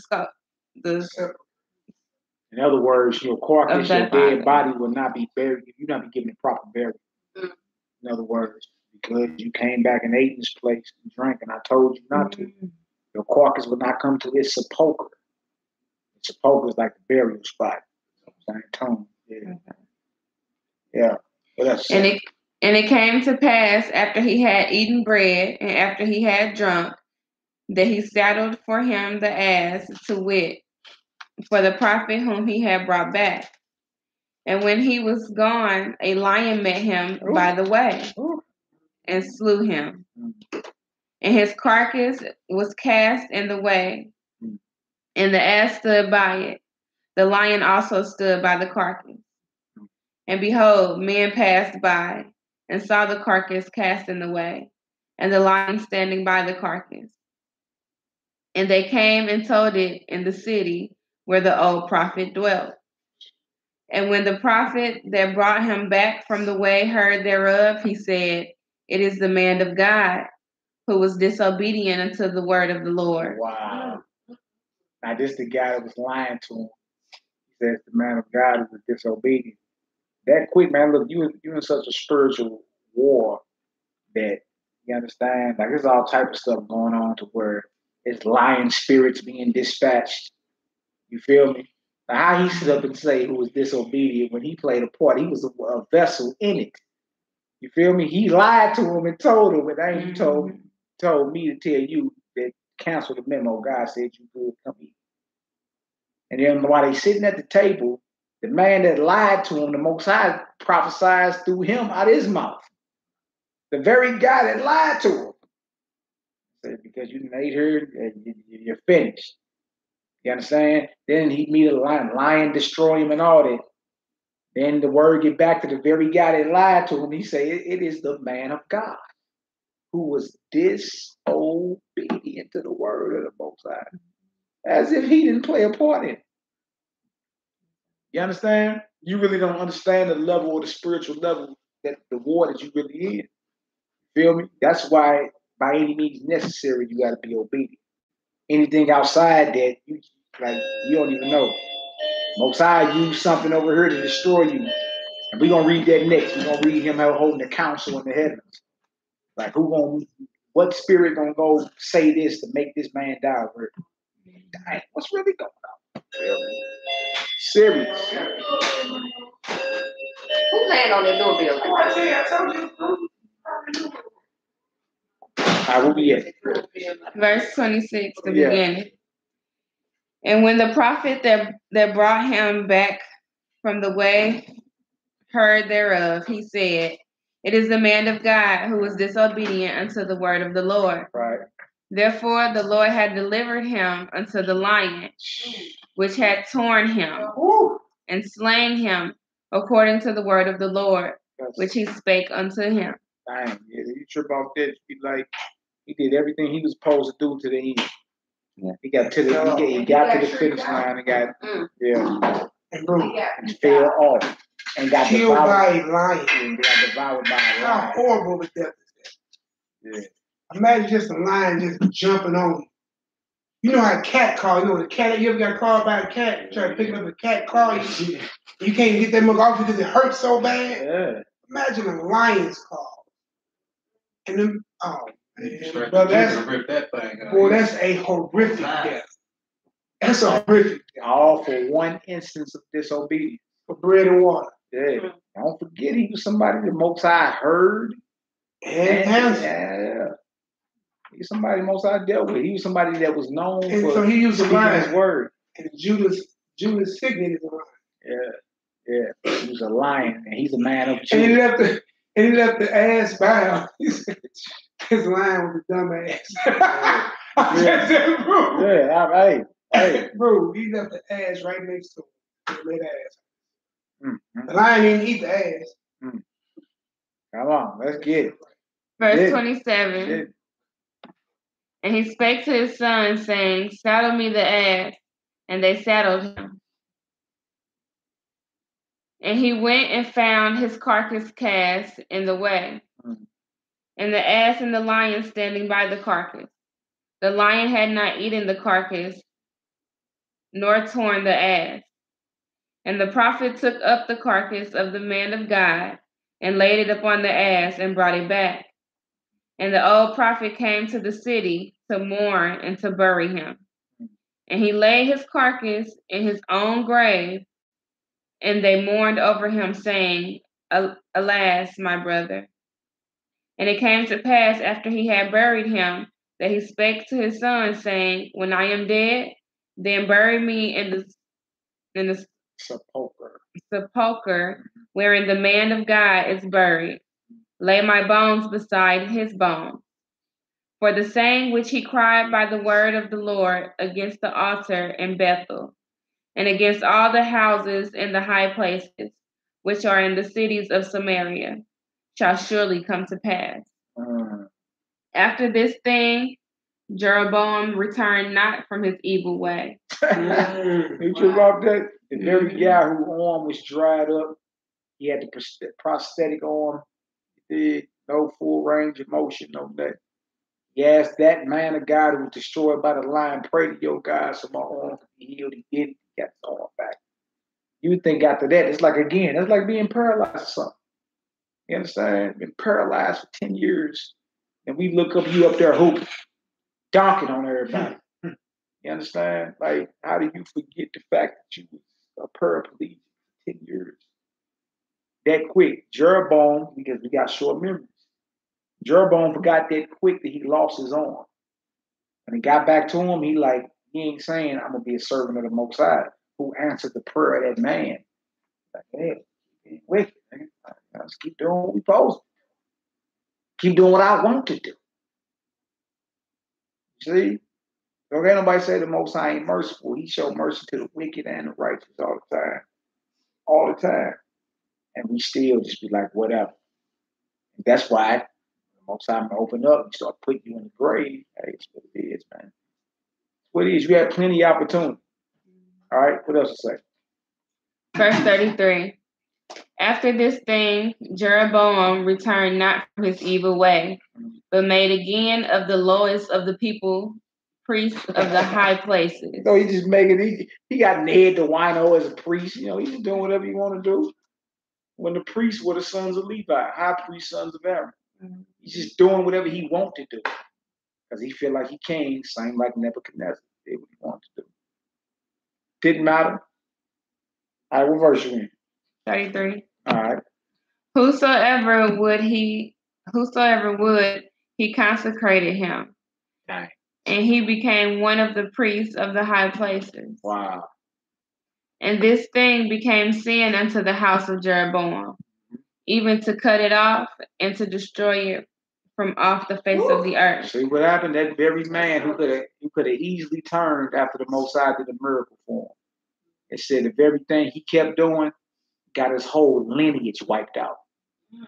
Like when the Most High moved against your bloodline in the scripture, he called it nobody will live that can piss against the wall. It say it in the Bible. It say pisseth against the wall. And to this day, men, when we go into the bathrooms and public restaurants, we pissing against the wall, stand up urinals and all that. Scripture called. You can type in pisseth against the wall in the Bible, and a whole bunch of scriptures pop up. And all of it is about the Most High cutting off every male in your family. You feel me? Your continued wickedness. Pisseth against the wall. Put my mind when I first read it. Talking about killing all the men. You feel me? For being evil. Wow. Real talk. That's it for that. All right, jump over to 1 Kings, the last chapter on that one. 1 Kings 22. I'm going to show you how the Most High hold counsel in the spirit world and it play out in the physical. What's up? Man, come on, man. Come on, man. No, I'm with you. I'm not going to look. What you mean? I'm on Delmore. Yeah, you can chill now. I'm going to Delmore. Where you going? Yeah, I'm talking about we should be all good then. I ain't talking about going to the Northern Kingdom tonight, brother. I was going back to the Northern Kingdom. No, we in the Southern Kingdom tonight, brother. Well, what you call it over there? The Central Kingdom? Downtown Kingdom? Come on, man, you all good? We all good. Yeah, we're doing 1 Kings next, same book. 1 Kings 22. I just want to show y'all a few instances where the Most High holds court in the spiritual realm and it manifests in the physical. All right. When he 1 Kings, the 22nd chapter, 1 Kings 22.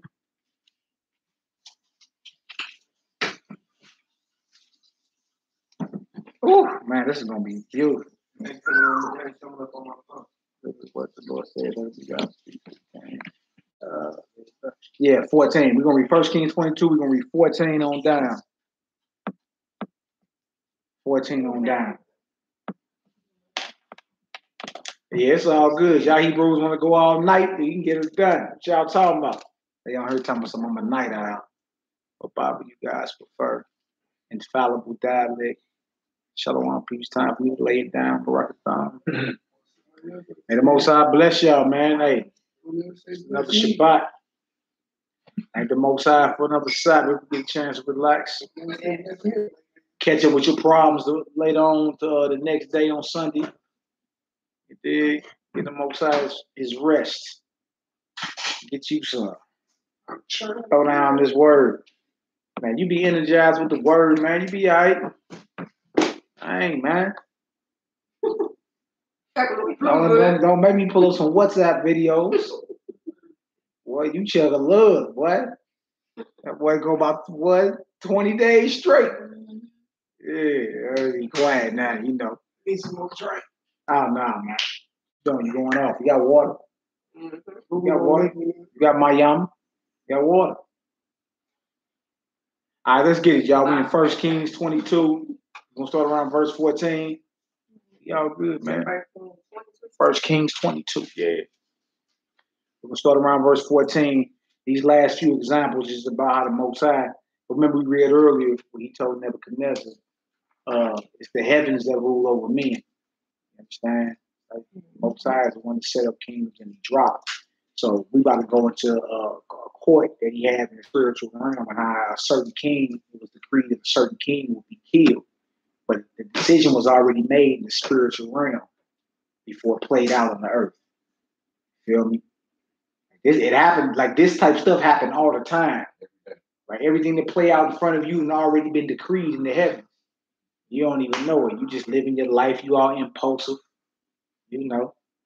Nigga, it wasn't me. Nigga, you know what I'm saying? You know, you think you got control of yourself. The one Negro told me he woke himself up. Nigga, I woke myself up, nigga. I hear you. All right. But this how it is according to the scripture.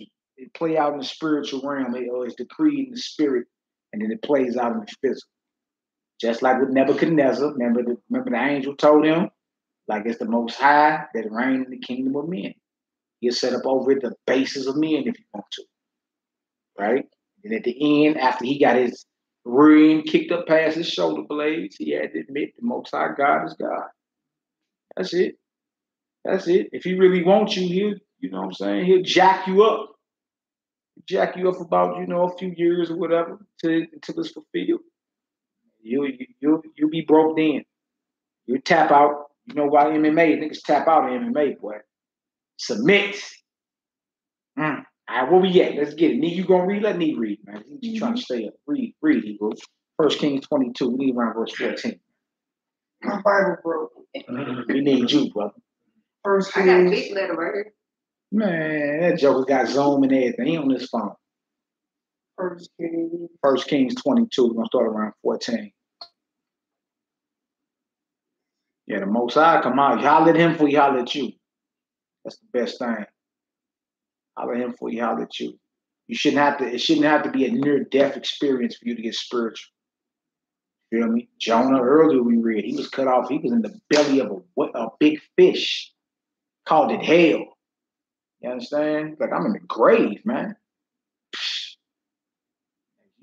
And you see it all the time. Near-death experience. Look up the Negro spiritual now. He's the groovy guru. He got all the wise sayings and everything, y'all, because it was a near-death experience. You shouldn't take that. You shouldn't, once you read this, then you should be on some, I shouldn't have to almost die for me to get down with the Most High. How about I get down now? Feel me? Save yourself some time. And the heartache. All right, come on, let's get it done. 1 Kings 22, 14. Come on, Nehemiah, let's get it. And Micaiah said, as Yahweh liveth, what the Lord says unto me, that will I speak. Y'all hear that? Flat out. That's prophet of the Most High. You can try to bribe him off. You can say, come on, man.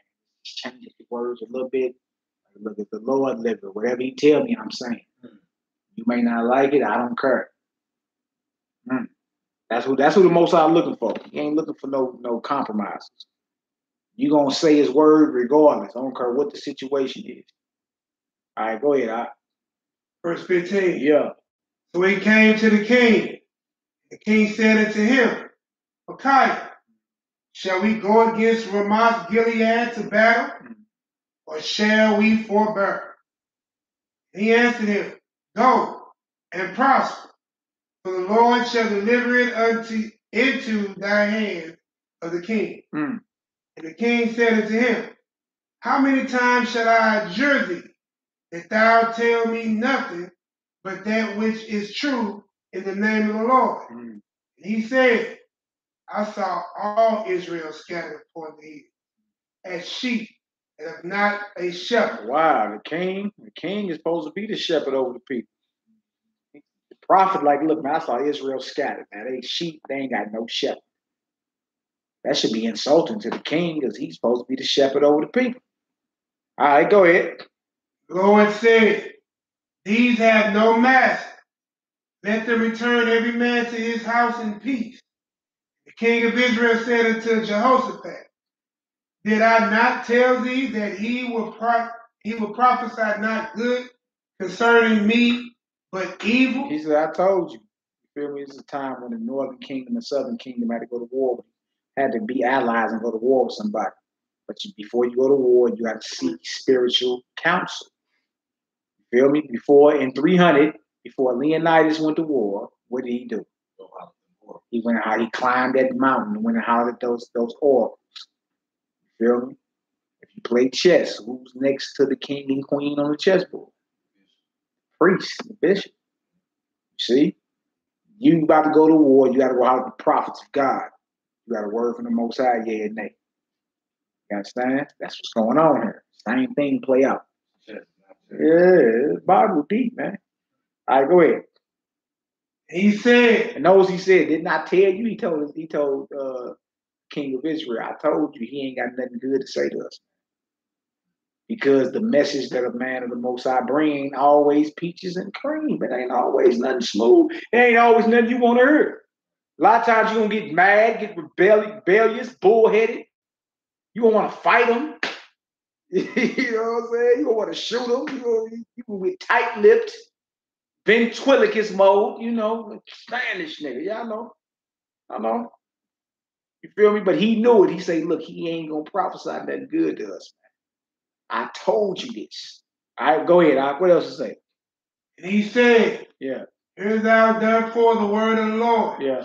I saw the Lord sitting on his throne, and all the hosts of heaven standing by him. So he's in a vision, right? He saw the Most High God sitting on his throne, all the hosts, heavenly hosts around him, all the angels. The vision that the prophet of God catch. All right, go ahead. Standing by him on his right hand and on his left hand. Yeah. The Lord said, Who shall persuade Ahab that he may go up and fall at Ramoth Gilead? One said on this mountain, another said on that mountain. Y'all heard that? So the Most High Yah asked his hosts, his angels, which one of y'all going to persuade Ahab? Who know who Ahab is? At the bottom. Ahab was a king in Israel. He had a famous wife. Who know who his wife was? This Ahab that was in Isaiah? Yeah. Jezebel. The most wicked woman ever breathed oxygen on this planet. He had a wife named Jezebel. You know what I'm saying? Her husband was Ahab, the king of Israel, but he was ran by his wife. He was beyond salt. Right? But he had did something to what the Most High said he got to die for it. So before he died, the Most High holds a meeting in the heavens. And he asks his angels, which one of y'all is going to go persuade Ahab? You feel me? So it's a council being held in the spiritual realm about something that happens in front of you every day. Which one of y'all going to persuade Ahab to go up to Ramoth Gilead so he can have fun? No, I said so he can die. Wow, the Most High asking his angels, which one of y'all going to inspire this man to go to be in this place at this time so he can die? Wow. What else to say? There came forth the Spirit and stood before the Lord and said, I will persuade him. I'll do it. I'll take up the task. Go ahead. And the Lord said unto him, wherewith? Or how, right? Go ahead. He said, I will go forth, and I will be a lying spirit in the mouth of all his prophets. He said, thou shalt persuade him and prevail also. Go forth and do so. You see that? He said, I'm going to go forth. I'm going to be a lying spirit in the mouth of all his prophets. So all the false prophets have lying spirits within their mouths. See that? He straight let it be known. Like, look, I'm going to go forth and be a lying spirit in his mouth. That's how I'm going to get him to be at this certain place at this certain time so he can die. Because the men he listened to are going to be lying to him. Wow. Wow. You feel me? That make you look at the Most High in a different, you know what I'm saying, a different lens. Make you look at him on a different lens at that point, because before then you thought he just was floating in the sky, just, you know, listening to elevator music or something. Man, he's straight holding court about who's going to die every day. Who going to die? Who going to go get this done? Who going to inspire him to go over here and do this? Man, that changed up the whole game. You be like, dang. And how about I really take this obedience thing serious? At any moment, the Most High can decree it. And then events will play out to where you'll be at this certain place at this certain time so your soul can be required of it. That ain't nothing to play with. You understand?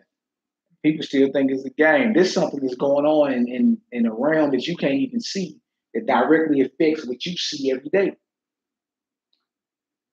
Invisible effect or infect what? The visible. It affects. Can't get around it. All right, come on. What else to say? But Zedekiah, the son of Shaniah, went near and smote Micaiah. So he smacked him. Bah, shut up. On the cheek and said, yeah. He read 23. Lord, I spoke. He read 22. He read 23. Are you the lying spirit in the mouth of these thy prophets? He did read it. I'll read it again. Yeah, read it. Yeah, go ahead. Now therefore, behold, the Lord hath put a lying spirit in the mouth of all these prophets. These thy prophets. These thy prophets. And the Lord has spoken evil concerning thee. But Zedekiah, the son of Shaniah, went near and smote Micaiah on the cheek and said, which way went the spirit of the Lord for me to speak unto thee? And Micaiah said, behold, thou shalt see in that day, when thou shalt go into the inner chamber to hide thyself. And the king of Israel said, take Micaiah and carry him back unto Amon, the governor of the city, and to Joash, the king's son, and say, thus said the king, put this fellow in the prison and feed him with bread of affliction. Oh, man, lock him up. And with water. See what they said about the prophet of the Most High, who spoke the truth? Lock him up and give him the bread of affliction. Well, come on. With the water of affliction, till I come in peace. And Micaiah said, if thou return at all in peace, the Lord has not spoken by me. Come on. And he said, hearken, O people, every one of you. He's like, if you come back in peace, the Most High ain't spoke to me. He did. Lock him up, throw him in a hole, give him the bread of affliction, water of affliction, torment, speaking his truth. Wow. So another angel trying to persuade him to do other than set him up to kill him, he tried to have him locked up. Yeah, it's on the earth now. It's another prophet. It was a false prophet. Smack him. Like, shut up. You're scaring everybody with all that tough talk. You know what I'm saying? Then he go lock him. He tell him, he order him, hand him over to the governor of the prisons, lock him on up, give him these bread of affliction, water of affliction. You feel me? So now you about to see how what the angel is gonna do to Ahab, and how he gonna go up here to this war and die. You feel me? But for the prophet that spoke what he saw that was real, false prophet smacked him, And then they ordered, the king and them ordered to lock him up. You feel me? Keep him there till I come in peace. And he told him, if you show back up, the Most High ain't spoken. You feel me? In other words, you ain't going to return in peace. All right, come on. So the king of Israel and Jehoshaphat, the king of Judah, went to Ramoth Gilead. The very spot where he said, who going to persuade him to go? Right? There it is. That he may what? Have fun or die? He may die. All right, go ahead. The king of Israel said unto Jehoshaphat, I will disguise myself and enter into battle, but put thou on the robes. And the king of Israel disguised himself and went into battle. So they're trying to get incognito or incognito real quick. Y'all see that? They had battle disguising themselves. All right, go ahead. But the king of Syria commanded his 32 captains that had rule over his chariots, saying, fight neither with small nor great, save only with the king of Israel. It came to pass when the captains of the chariots saw Jehoshaphat, that they said, surely it is the king of Israel. They turned aside to fight against him. And Jehoshaphat cried out. And it came to pass when the captains of the chariots perceived that it was not the king of Israel, that they turned back from pursuing him. And a certain man drew a bow at a venture and smote the king of Israel between the joints of the horns. Ahab is the king of Israel. Feel me? The council get held in the spiritual realm. Who gonna make him go to Ramoth Gilead so he can die? The angel say, I'm gonna do it. He say how? He's gonna be a lying spirit in the mouth of all his prophets. He say, you're gonna be successful. Go do that. See that? Now they decide to go to war anyway at Ramoth Gilead, and guess who ended up dying? Who get hit first? King of Israel, which is Ahab. So something can council get held in the spiritual realm to directly affect physical events. We really don't know this Bible, know the character of our God. That make you look at him totally different. All right, go ahead. It make you walk circumspect too. Like you be more, like you pay more attention to what you're doing. You know what I'm saying? Because you know, like I can go off, man, and get happy. Like what decree was given to make the prophet of God go eat bread and water and then get ate up by a lion. You see what I'm saying? Like you really don't know who you're playing with. All right, go ahead. Wherefore, he said unto the driver of his chariot, turn thy hand and carry me out of the host, for I am wounded. And the battle increased that day. The king was stayed up in his chariot against the Syrians, and died at even. And the blood ran out of the wound into the midst of the chariot. And there went a proclamation throughout the host about the going down of the sun, saying, every man to his city, every man to his own country. So the king died and was brought to Samaria. They buried the king in Samaria. And one washed the chariot in the pool of Samaria. And the dogs licked his blood. And they washed his armor, according to the word of the Lord which he spake. Yeah, he spoke that a chapter back in chapter 21, verse 19. He said he's going to die. He prophesied the dogs was going to lick up his blood. That ended up happening in the very next chapter. Feel me? Just like so if the Most High decree it got to happen. What people get emotional about or what they get emotional about is how it happened. You know what I'm saying? Like he say, look, with the elder don't serve the young. Or those that leave in captivity going into captivity. How it get done is what everybody got a problem. If you say it got to get done. If you say the dogs don't lick up his blood, it got to get done. You know what I'm saying? And we seeing it being fulfilled right here. All right, come on now. Now the rest of the acts of Ahab, all that he did, and the ivory house which he has made, and all the cities that he built, are they not written in the book of the Chronicles of the kings of Israel? So Ahab slept with his fathers, and Ahaziah, his son, reigned in his stead. All right, that's it for that. I got two short ones in Job chapter 1, Job chapter 2, and we can close out. Job chapter 1, Job, they real short too. Y'all see it. The Most High can hold counsel where he at, and it directly affect where you at. You got angels and all that. Job what? Job chapter 1. We're going to read around verse 6. It's like too short, but these back-to-back chapters. Then we're going to close on out. All praise, glory, and honor. May the Most High bless our Hebrew for allowing us to come on through, throw down. Also, we're going to read Job chapter 1. We're going to read verse 6, 6 through 12. And then we're going to read Job chapter 2, 1 through 6. So Job chapter 1, 6 through 12, Job chapter 2, 1 through 6. We're going to close it on out. Serious thing. Like, you don't want the Most High to hold court over you. We got to be obedient then and finish the work he called us to do by any means necessary. You can't just, can't just be no fair weather Hebrew. Somebody just with, just hanging around, thumbs, twiddling your thumbs, whatever. It's like that can happen to you. It's crazy, man. All right. So you got it. All right, Job chapter 1, we're going to read 6 through 12. Right? Job chapter 1, verse 6. Yeah.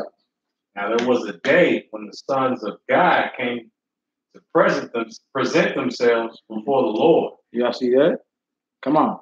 And Satan came also among them. Now trip off that. Now, who are these sons of God that are presenting themselves before the Most High, and Satan got to come amongst them too?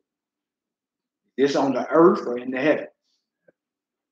Just like we just read in Kings. It would have to be in the heavens. Come on, Hebrew.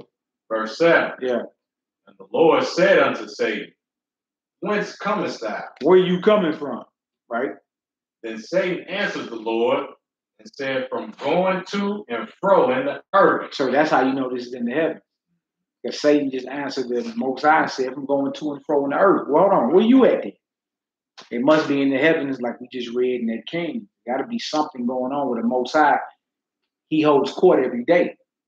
You feel me? And his sons got to give reports to him about what's going on in his earth. Satan, one of his sons, he just rebellious son. But nonetheless, he's one of his sons. So where you coming from? Going, up and down in the earth, going up and down to it. That's like daddy checking. I know where you've been, but what you don't tell me. Yeah. Asking you a question, I already know the answer to. Right. Yeah. I already know the answer. All right, go ahead. And from walking up and down. Mm-hmm.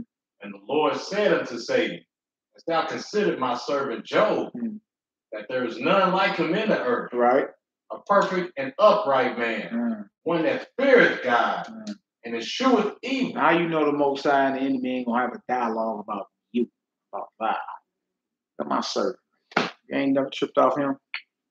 You've been going up and down in the earth to and fro in it, looking who you may devour. You ever tripped off Job over there? You did, like, what I'm saying, this conversation can happen as often as it need to happen. And it happen all the time without us being even aware of it. Just living your life, circling the drain, about to fade to black. You don't even know it's a straight counsel being held over you in the heavens. You think that's your will. You done pulled up there to the liquor store last minute, run there and grab something. You might not make it out of there. You don't even know. You feel me? Like, that's why the scriptures say be circumspect. Like, be aware of your steps. Be aware of what you do. Everything's being recorded. Now, next docket number, so-and-so, so-and-so. You know what I'm saying? Yeah. State of Missouri verse, the kingdom of heaven verse. You know what I'm saying? So-and-so, so-and-so. Come on, Hebrew, let's get it. Verse 9. Then Satan answered the Lord and said, Doth Job fear God for naught? Has not thou made a hedge about him and about his house and about all that he hath on every side? Thou hast blessed the work of his hands, and his substance is increased in the land. Verse 11. So what is Satan saying? Like, he don't fear you for nothing. He only fear you because he's successful. You don't put protection around him. Man.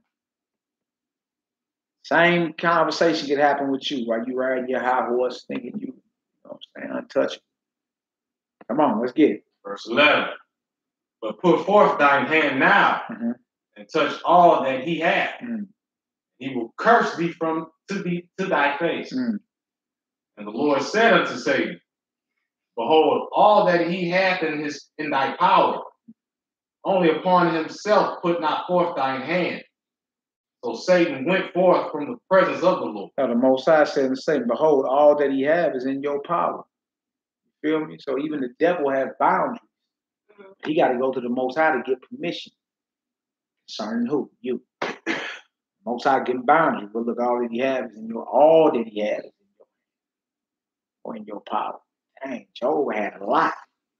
Feel me? Children, cattle, wife. You know what I'm saying? Like land, all type of stuff. All they got snatched from him. Well, look, all that's in your power. Don't let your hand upon him. Wow. All right, let's jump over to the next chapter, last 6 verses, chapter 2, 1 through 6. We're going to close out chapter 2, 1 through 6. I just wanted to show that. That it's things that go on in the spiritual realm that directly affect what goes on here in the physical. Most High calls you to do something, don't run from it. Get it done. Everybody's not going to like you. You're going to be talk crazy, but it will be an adventure. You'll have something to talk about. You know what I'm saying? Like, hey, it went down. All right, last 6 verses, chapter 2, 1 through 6. Let's get it done. All right. Job 2, chapter 1. Chapter 2, verse 1. Again, there was a day when the sons of God came to present themselves before the Lord. Yeah. And Satan came also among them to present himself before the Lord. And the Lord said unto Satan, from whence comest thou? And Satan answered the Lord and said, from going to and fro in the earth, and from walking up and down it. And the Lord said unto Satan, hast thou considered my servant Job, that there is none like him in the earth? Right. A perfect man, perfect and upright man. That's right. One that feareth Yah, and escheweth evil. Man, he fears the Most High and he hates evil. That's what the perfect and upright is in the Bible. It don't mean you don't make mistakes or whatever. You understand? But if you fear the Most High God and you eschew or you hate evil, biblically speaking, you're perfect and upright. You gotta be somebody that hate evil and fear God. You don't compromise with evil, none of that. You straight fear the Most High.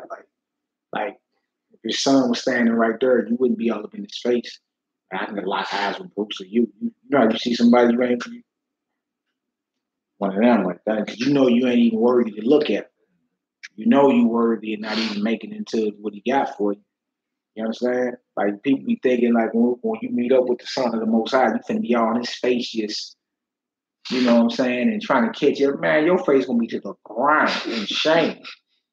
You know how you done seen somebody before you ain't trying to see? You be like, damn. Bro, that's the master. What are you talking about? Power over life and death. And you just finna be all up in his face just, hey, let's rap real quick. Nah, ain't none of that. Yeah. All right, come on, bro. Let's get it. Read 1 through 6. So where you at? 3. Yep. Verse 3. And the Lord said unto Satan, hast thou considered my servant Job, that there is none like him in the earth? Yeah. A perfect man and upright man. One that feareth God and escheweth evil. That's right, I.T. Ain't none of that, player. Go ahead. And still he holdeth fast his integrity. His who? Integrity. That's right, his honor. Yeah. Come on. Although thou movest me against him to destroy him without cause. You see? So the devil moved the Most High against Job. You see? Just by having this little wager, this little bet. Most High like, you moved me against him. Because you thought that that he really wasn't no servant of mine because he's prosperous. Right? And I told you, we'll take everything he got, and I bet he still served me. And you did that. You know what I'm saying? I allowed you to do that just to prove to you that he gonna serve me regardless. It ain't even about the money. He got it or he don't got it. He ride with me. Didn't know that. Yeah, of course not. Yeah. All right, go ahead. Verse 4. It's also showing you can be prosperous and, you know, have your nice things in life, but be prepared to lose. Feel me? Joe wasn't over there. Why? I was a billionaire, now I'm on welfare. What? No. His woman was.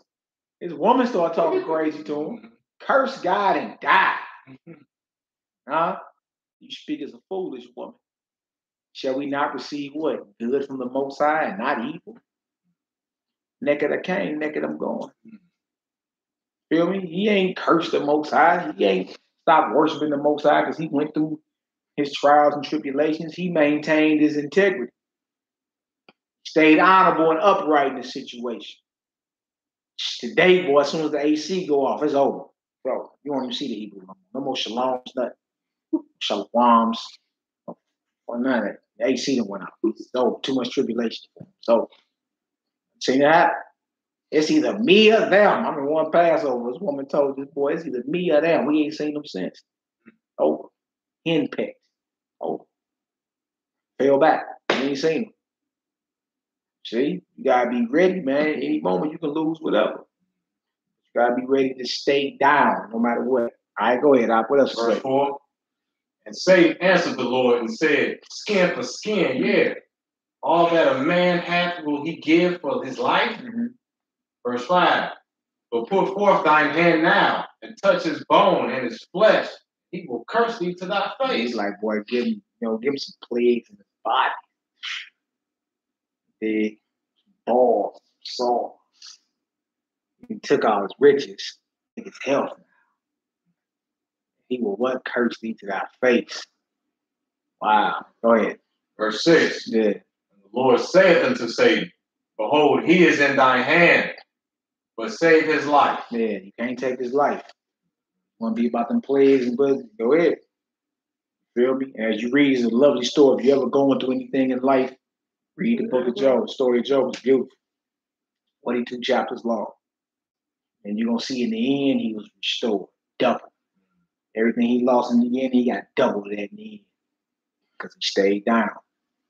He stayed down. You're like, dang, most I got to take me through all that just to, yeah, battle tested and approved. Most people will say that, but go just sign up for the military. The military don't let chump suckers into their ranks. Especially if you want to be elite status. Like you an Israel elite Israelite. Spell Israel elite. You know what I'm saying? We the ones they call in to get it done. Like you elite forces like Navy SEALs and Green Berets, you got to train even harder. One of the most dire circumstances to be that top notch, that echelon of a soldier. You understand? Same script. Same script. You got to go through something. You got to go through an inconvenience or opposition or adversity, something that's against you. You understand? To really prove your character. Yeah, sit in that hot seat and take out them fiery darts. You be all right. You all right. You feel me? We don't got the luxury of reinventing ourselves like the conscious community. You feel me? You smash one of them and they doctrines you, they disapprove for 2 years and come back out with something else. We stand wholeheartedly on this. Wholeheartedly. We'll live by it, we don't die by it. We don't got the luxury of reinventing ourselves. It is what it is. You know what I'm saying? So yeah, that was basically what that class was about. You know what I'm saying? Went to the rebellion of Jonah, touched on Nebuchadnezzar, thought he knew something. Feel me? Left from Nebuchadnezzar, we hit a little bit of Job. That Job was off the chain. You dig? Who else we hit? That man of God in that 1 Kings 13 chapter. Who got 75% done with his assignment, fell off. You understand? So what we learned today, boo-boo? What you get out of what we just went to? Talk to us. Tell your family online what you learned. God has do what thus said the Lord, and that's it. You gotta do what thus said the Most High. Ain't no nothing else around it. That's it. That's it. Yeah. Ain't nothing else to be done. Once again, you're in the circle. You try to run, you're gonna be back at square one. That was cold with Jonah, wasn't it? Man. What you learned, Sharice? What you learned this deal today from these various stories? We got Jonah, we got the man who died in 1 Kings 13. We got Nebuchadnezzar. Man. Job. We got the heavenly council in the heavens that hold court every day that influence what happened on the earth. Oh man. Action packs. What you learn? That's right. The same thing, that you need to listen to the Most High and not nobody else. If He gave you a command, do that. Yeah. And now don't forget to the end. Yeah, that's right. You know what I mean? Because the man of the Most High was a commandment keeper. The Most High was dealing with him, but he didn't finish. You got to finish this thing. You feel me? It's all good. All right, so we finna close out. Which way is Jerusalem in this deal? Back behind us? No. Let me think. Oh, man. This way. Man, you going off. The last time Washington's that way. Illinois is this way. Up Russell. That's east side. It's this way. This for you Southern Kingdom folks. Y'all should know. Yeah, this Illinois. Who got a compass on their phone? We gonna look right now. So, I'm telling y'all it's this way. You commanded to get Nehemiah some water. Nehemiah outside on the phone. I got you, right? And that your emotions can't override what you know you're supposed to do. They can't. I thought the African. I don't care if it's an emotion of death or a lust emotion of what you strongly desire. You got to come. I told you this way. She pray in our house, man. I pick us a psalm, Hebrew. Nehemiah, come read this on out. Which is 23rd Psalm. 23rd Psalm. That's that. Yeah. I will fear no evil. Yeah. But you are with me. Not ride, not stand. You got that Psalm 23? They comfort me. Ah, man. Trying to get a bag up there. Get it good and done. Hey, Psalm 23, we facing Jerusalem. Worldwide family, y'all should be good. Hallelujah. Let's get it done. Need my prayers on out, man. Goodbye, shalom to the worldwide family. That's all good. We just Psalms 23. With the Most High's permission. Hallelujah. Psalm of David. Yeah. Unto thee will I crown your house, my rock. Be not silent to me, lest if thou be silent to me, I become like them that go down into the pit. Oh no. Hear the voice of my supplication when I cry unto thee, when I lift up my hands toward thy holy order. Draw me not away with the wicked and with the workers of iniquity, which speak peace to their neighbors, but mischief is in their hearts. Give them according to their deeds, and according to their wickedness of their endeavors. Give them after the works of their own hands. Render to them their desert. Because they regard not the works of Yahweh, nor the operations of his hands. He shall destroy them, not build them up. Blessed be the Most High, because he has heard thy voice of my supplication. The Most High is my strength and my shield. My heart trusteth in him, and I am helped. Therefore, my heart greatly rejoices, and with my song will I praise him. The Most High is their strength, and he is their saving strength of his anointing. Save thy people, and bless, and bless, and bless be thy inheritance. Feed them also, and lift them up forever. Hallelujah. Selah. Yahoo. All praises, glory, and honor. May the Most High bless us all. Y'all willing, we'll be going live tomorrow around noon. Another Sabbath class. Y'all know how we do. May the Most High bless y'all and everything that you do. Pray for us as we continue to pray for y'all. And anybody trying to bang over these doctrines, man, War Ready Wednesdays is going down. Probably if not this Wednesday coming up, but the Wednesday after that. We're going to do the 12 tribe chart. versus the brothers that say the Israelites are in Africa. We're going to get it done. So it's going to be a respectful debate. We're going to have it live here on Honor and Humility STL. And we're going to see who really got their scriptures together, their history, their archaeology, and all that. Don't show up in the ring because it's gloves off in here. It's bare knuckle. Don't show up in here and get embarrassed, man. So if y'all down, yeah, we're going to do the flat earth too. We're going to do the flat earth, the globe earth, who was Esau. What else everybody want to know? Am I perfect? Am I perfect? Polygamy versus monogamy. Is the white man the devil? We doing everything Israel argue over. We gonna do right here on Wednesdays on Honor Humility STL. You gonna have more than enough time to get yourself off. You understand? But come with your A game. Come with your. Don't get up in here and lose. You understand? I don't get up in here thinking that you're gonna wipe the floor with somebody. Study your opponent. You understand? You should know, for example, you should know if you in opposition to the 12 tribe chart, right? You should know their doctrine better than them. And for the 12 tribe chart cats, you should know the doctrine of the 10 tribes being in Africa better than them. You feel me? And bring it forth. So we're gonna start doing it on, if not this Wednesday, the Wednesday after that. We're going to get it done. And it's really for the people, so the people can have all the information in front of them and then make a rightful decision.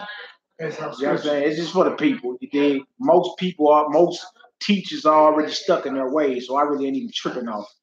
You know what I'm saying? Even though it can reform the mind of certain leaders or whatever, but this is for the people. You need all the information so you can make a rightful decision or a righteous decision when it comes to this. Poppy Shoe, you dig? All praises, glory, and honor. So War Ready Wednesdays, y'all email me at Honor Humility STL. If your sword is sharp and you really about that life, then get it in. Me, myself, I won't be debating, I'll be moderating. Everybody told me to chill out, man. Like, Mally, you chill on out. Why don't you just moderate or something, which is cool. I know how to get brothers from different opposing views and let them sit on down, but be respectful at the same time. Dig? So it'll probably be around 7 o'clock Central Standard Time on Wednesdays.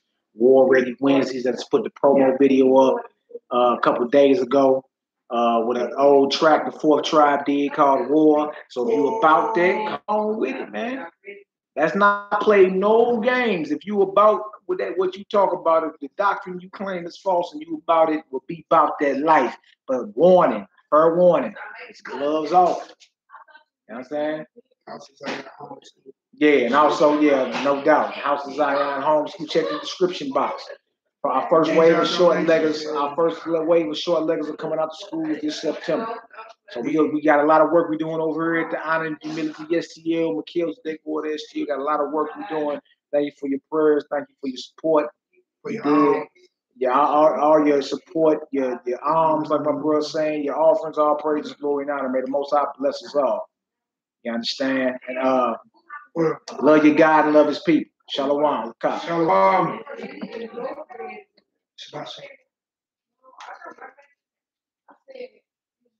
Yeah, they look like y'all got y'all some cracking. I'm like, hey, nah,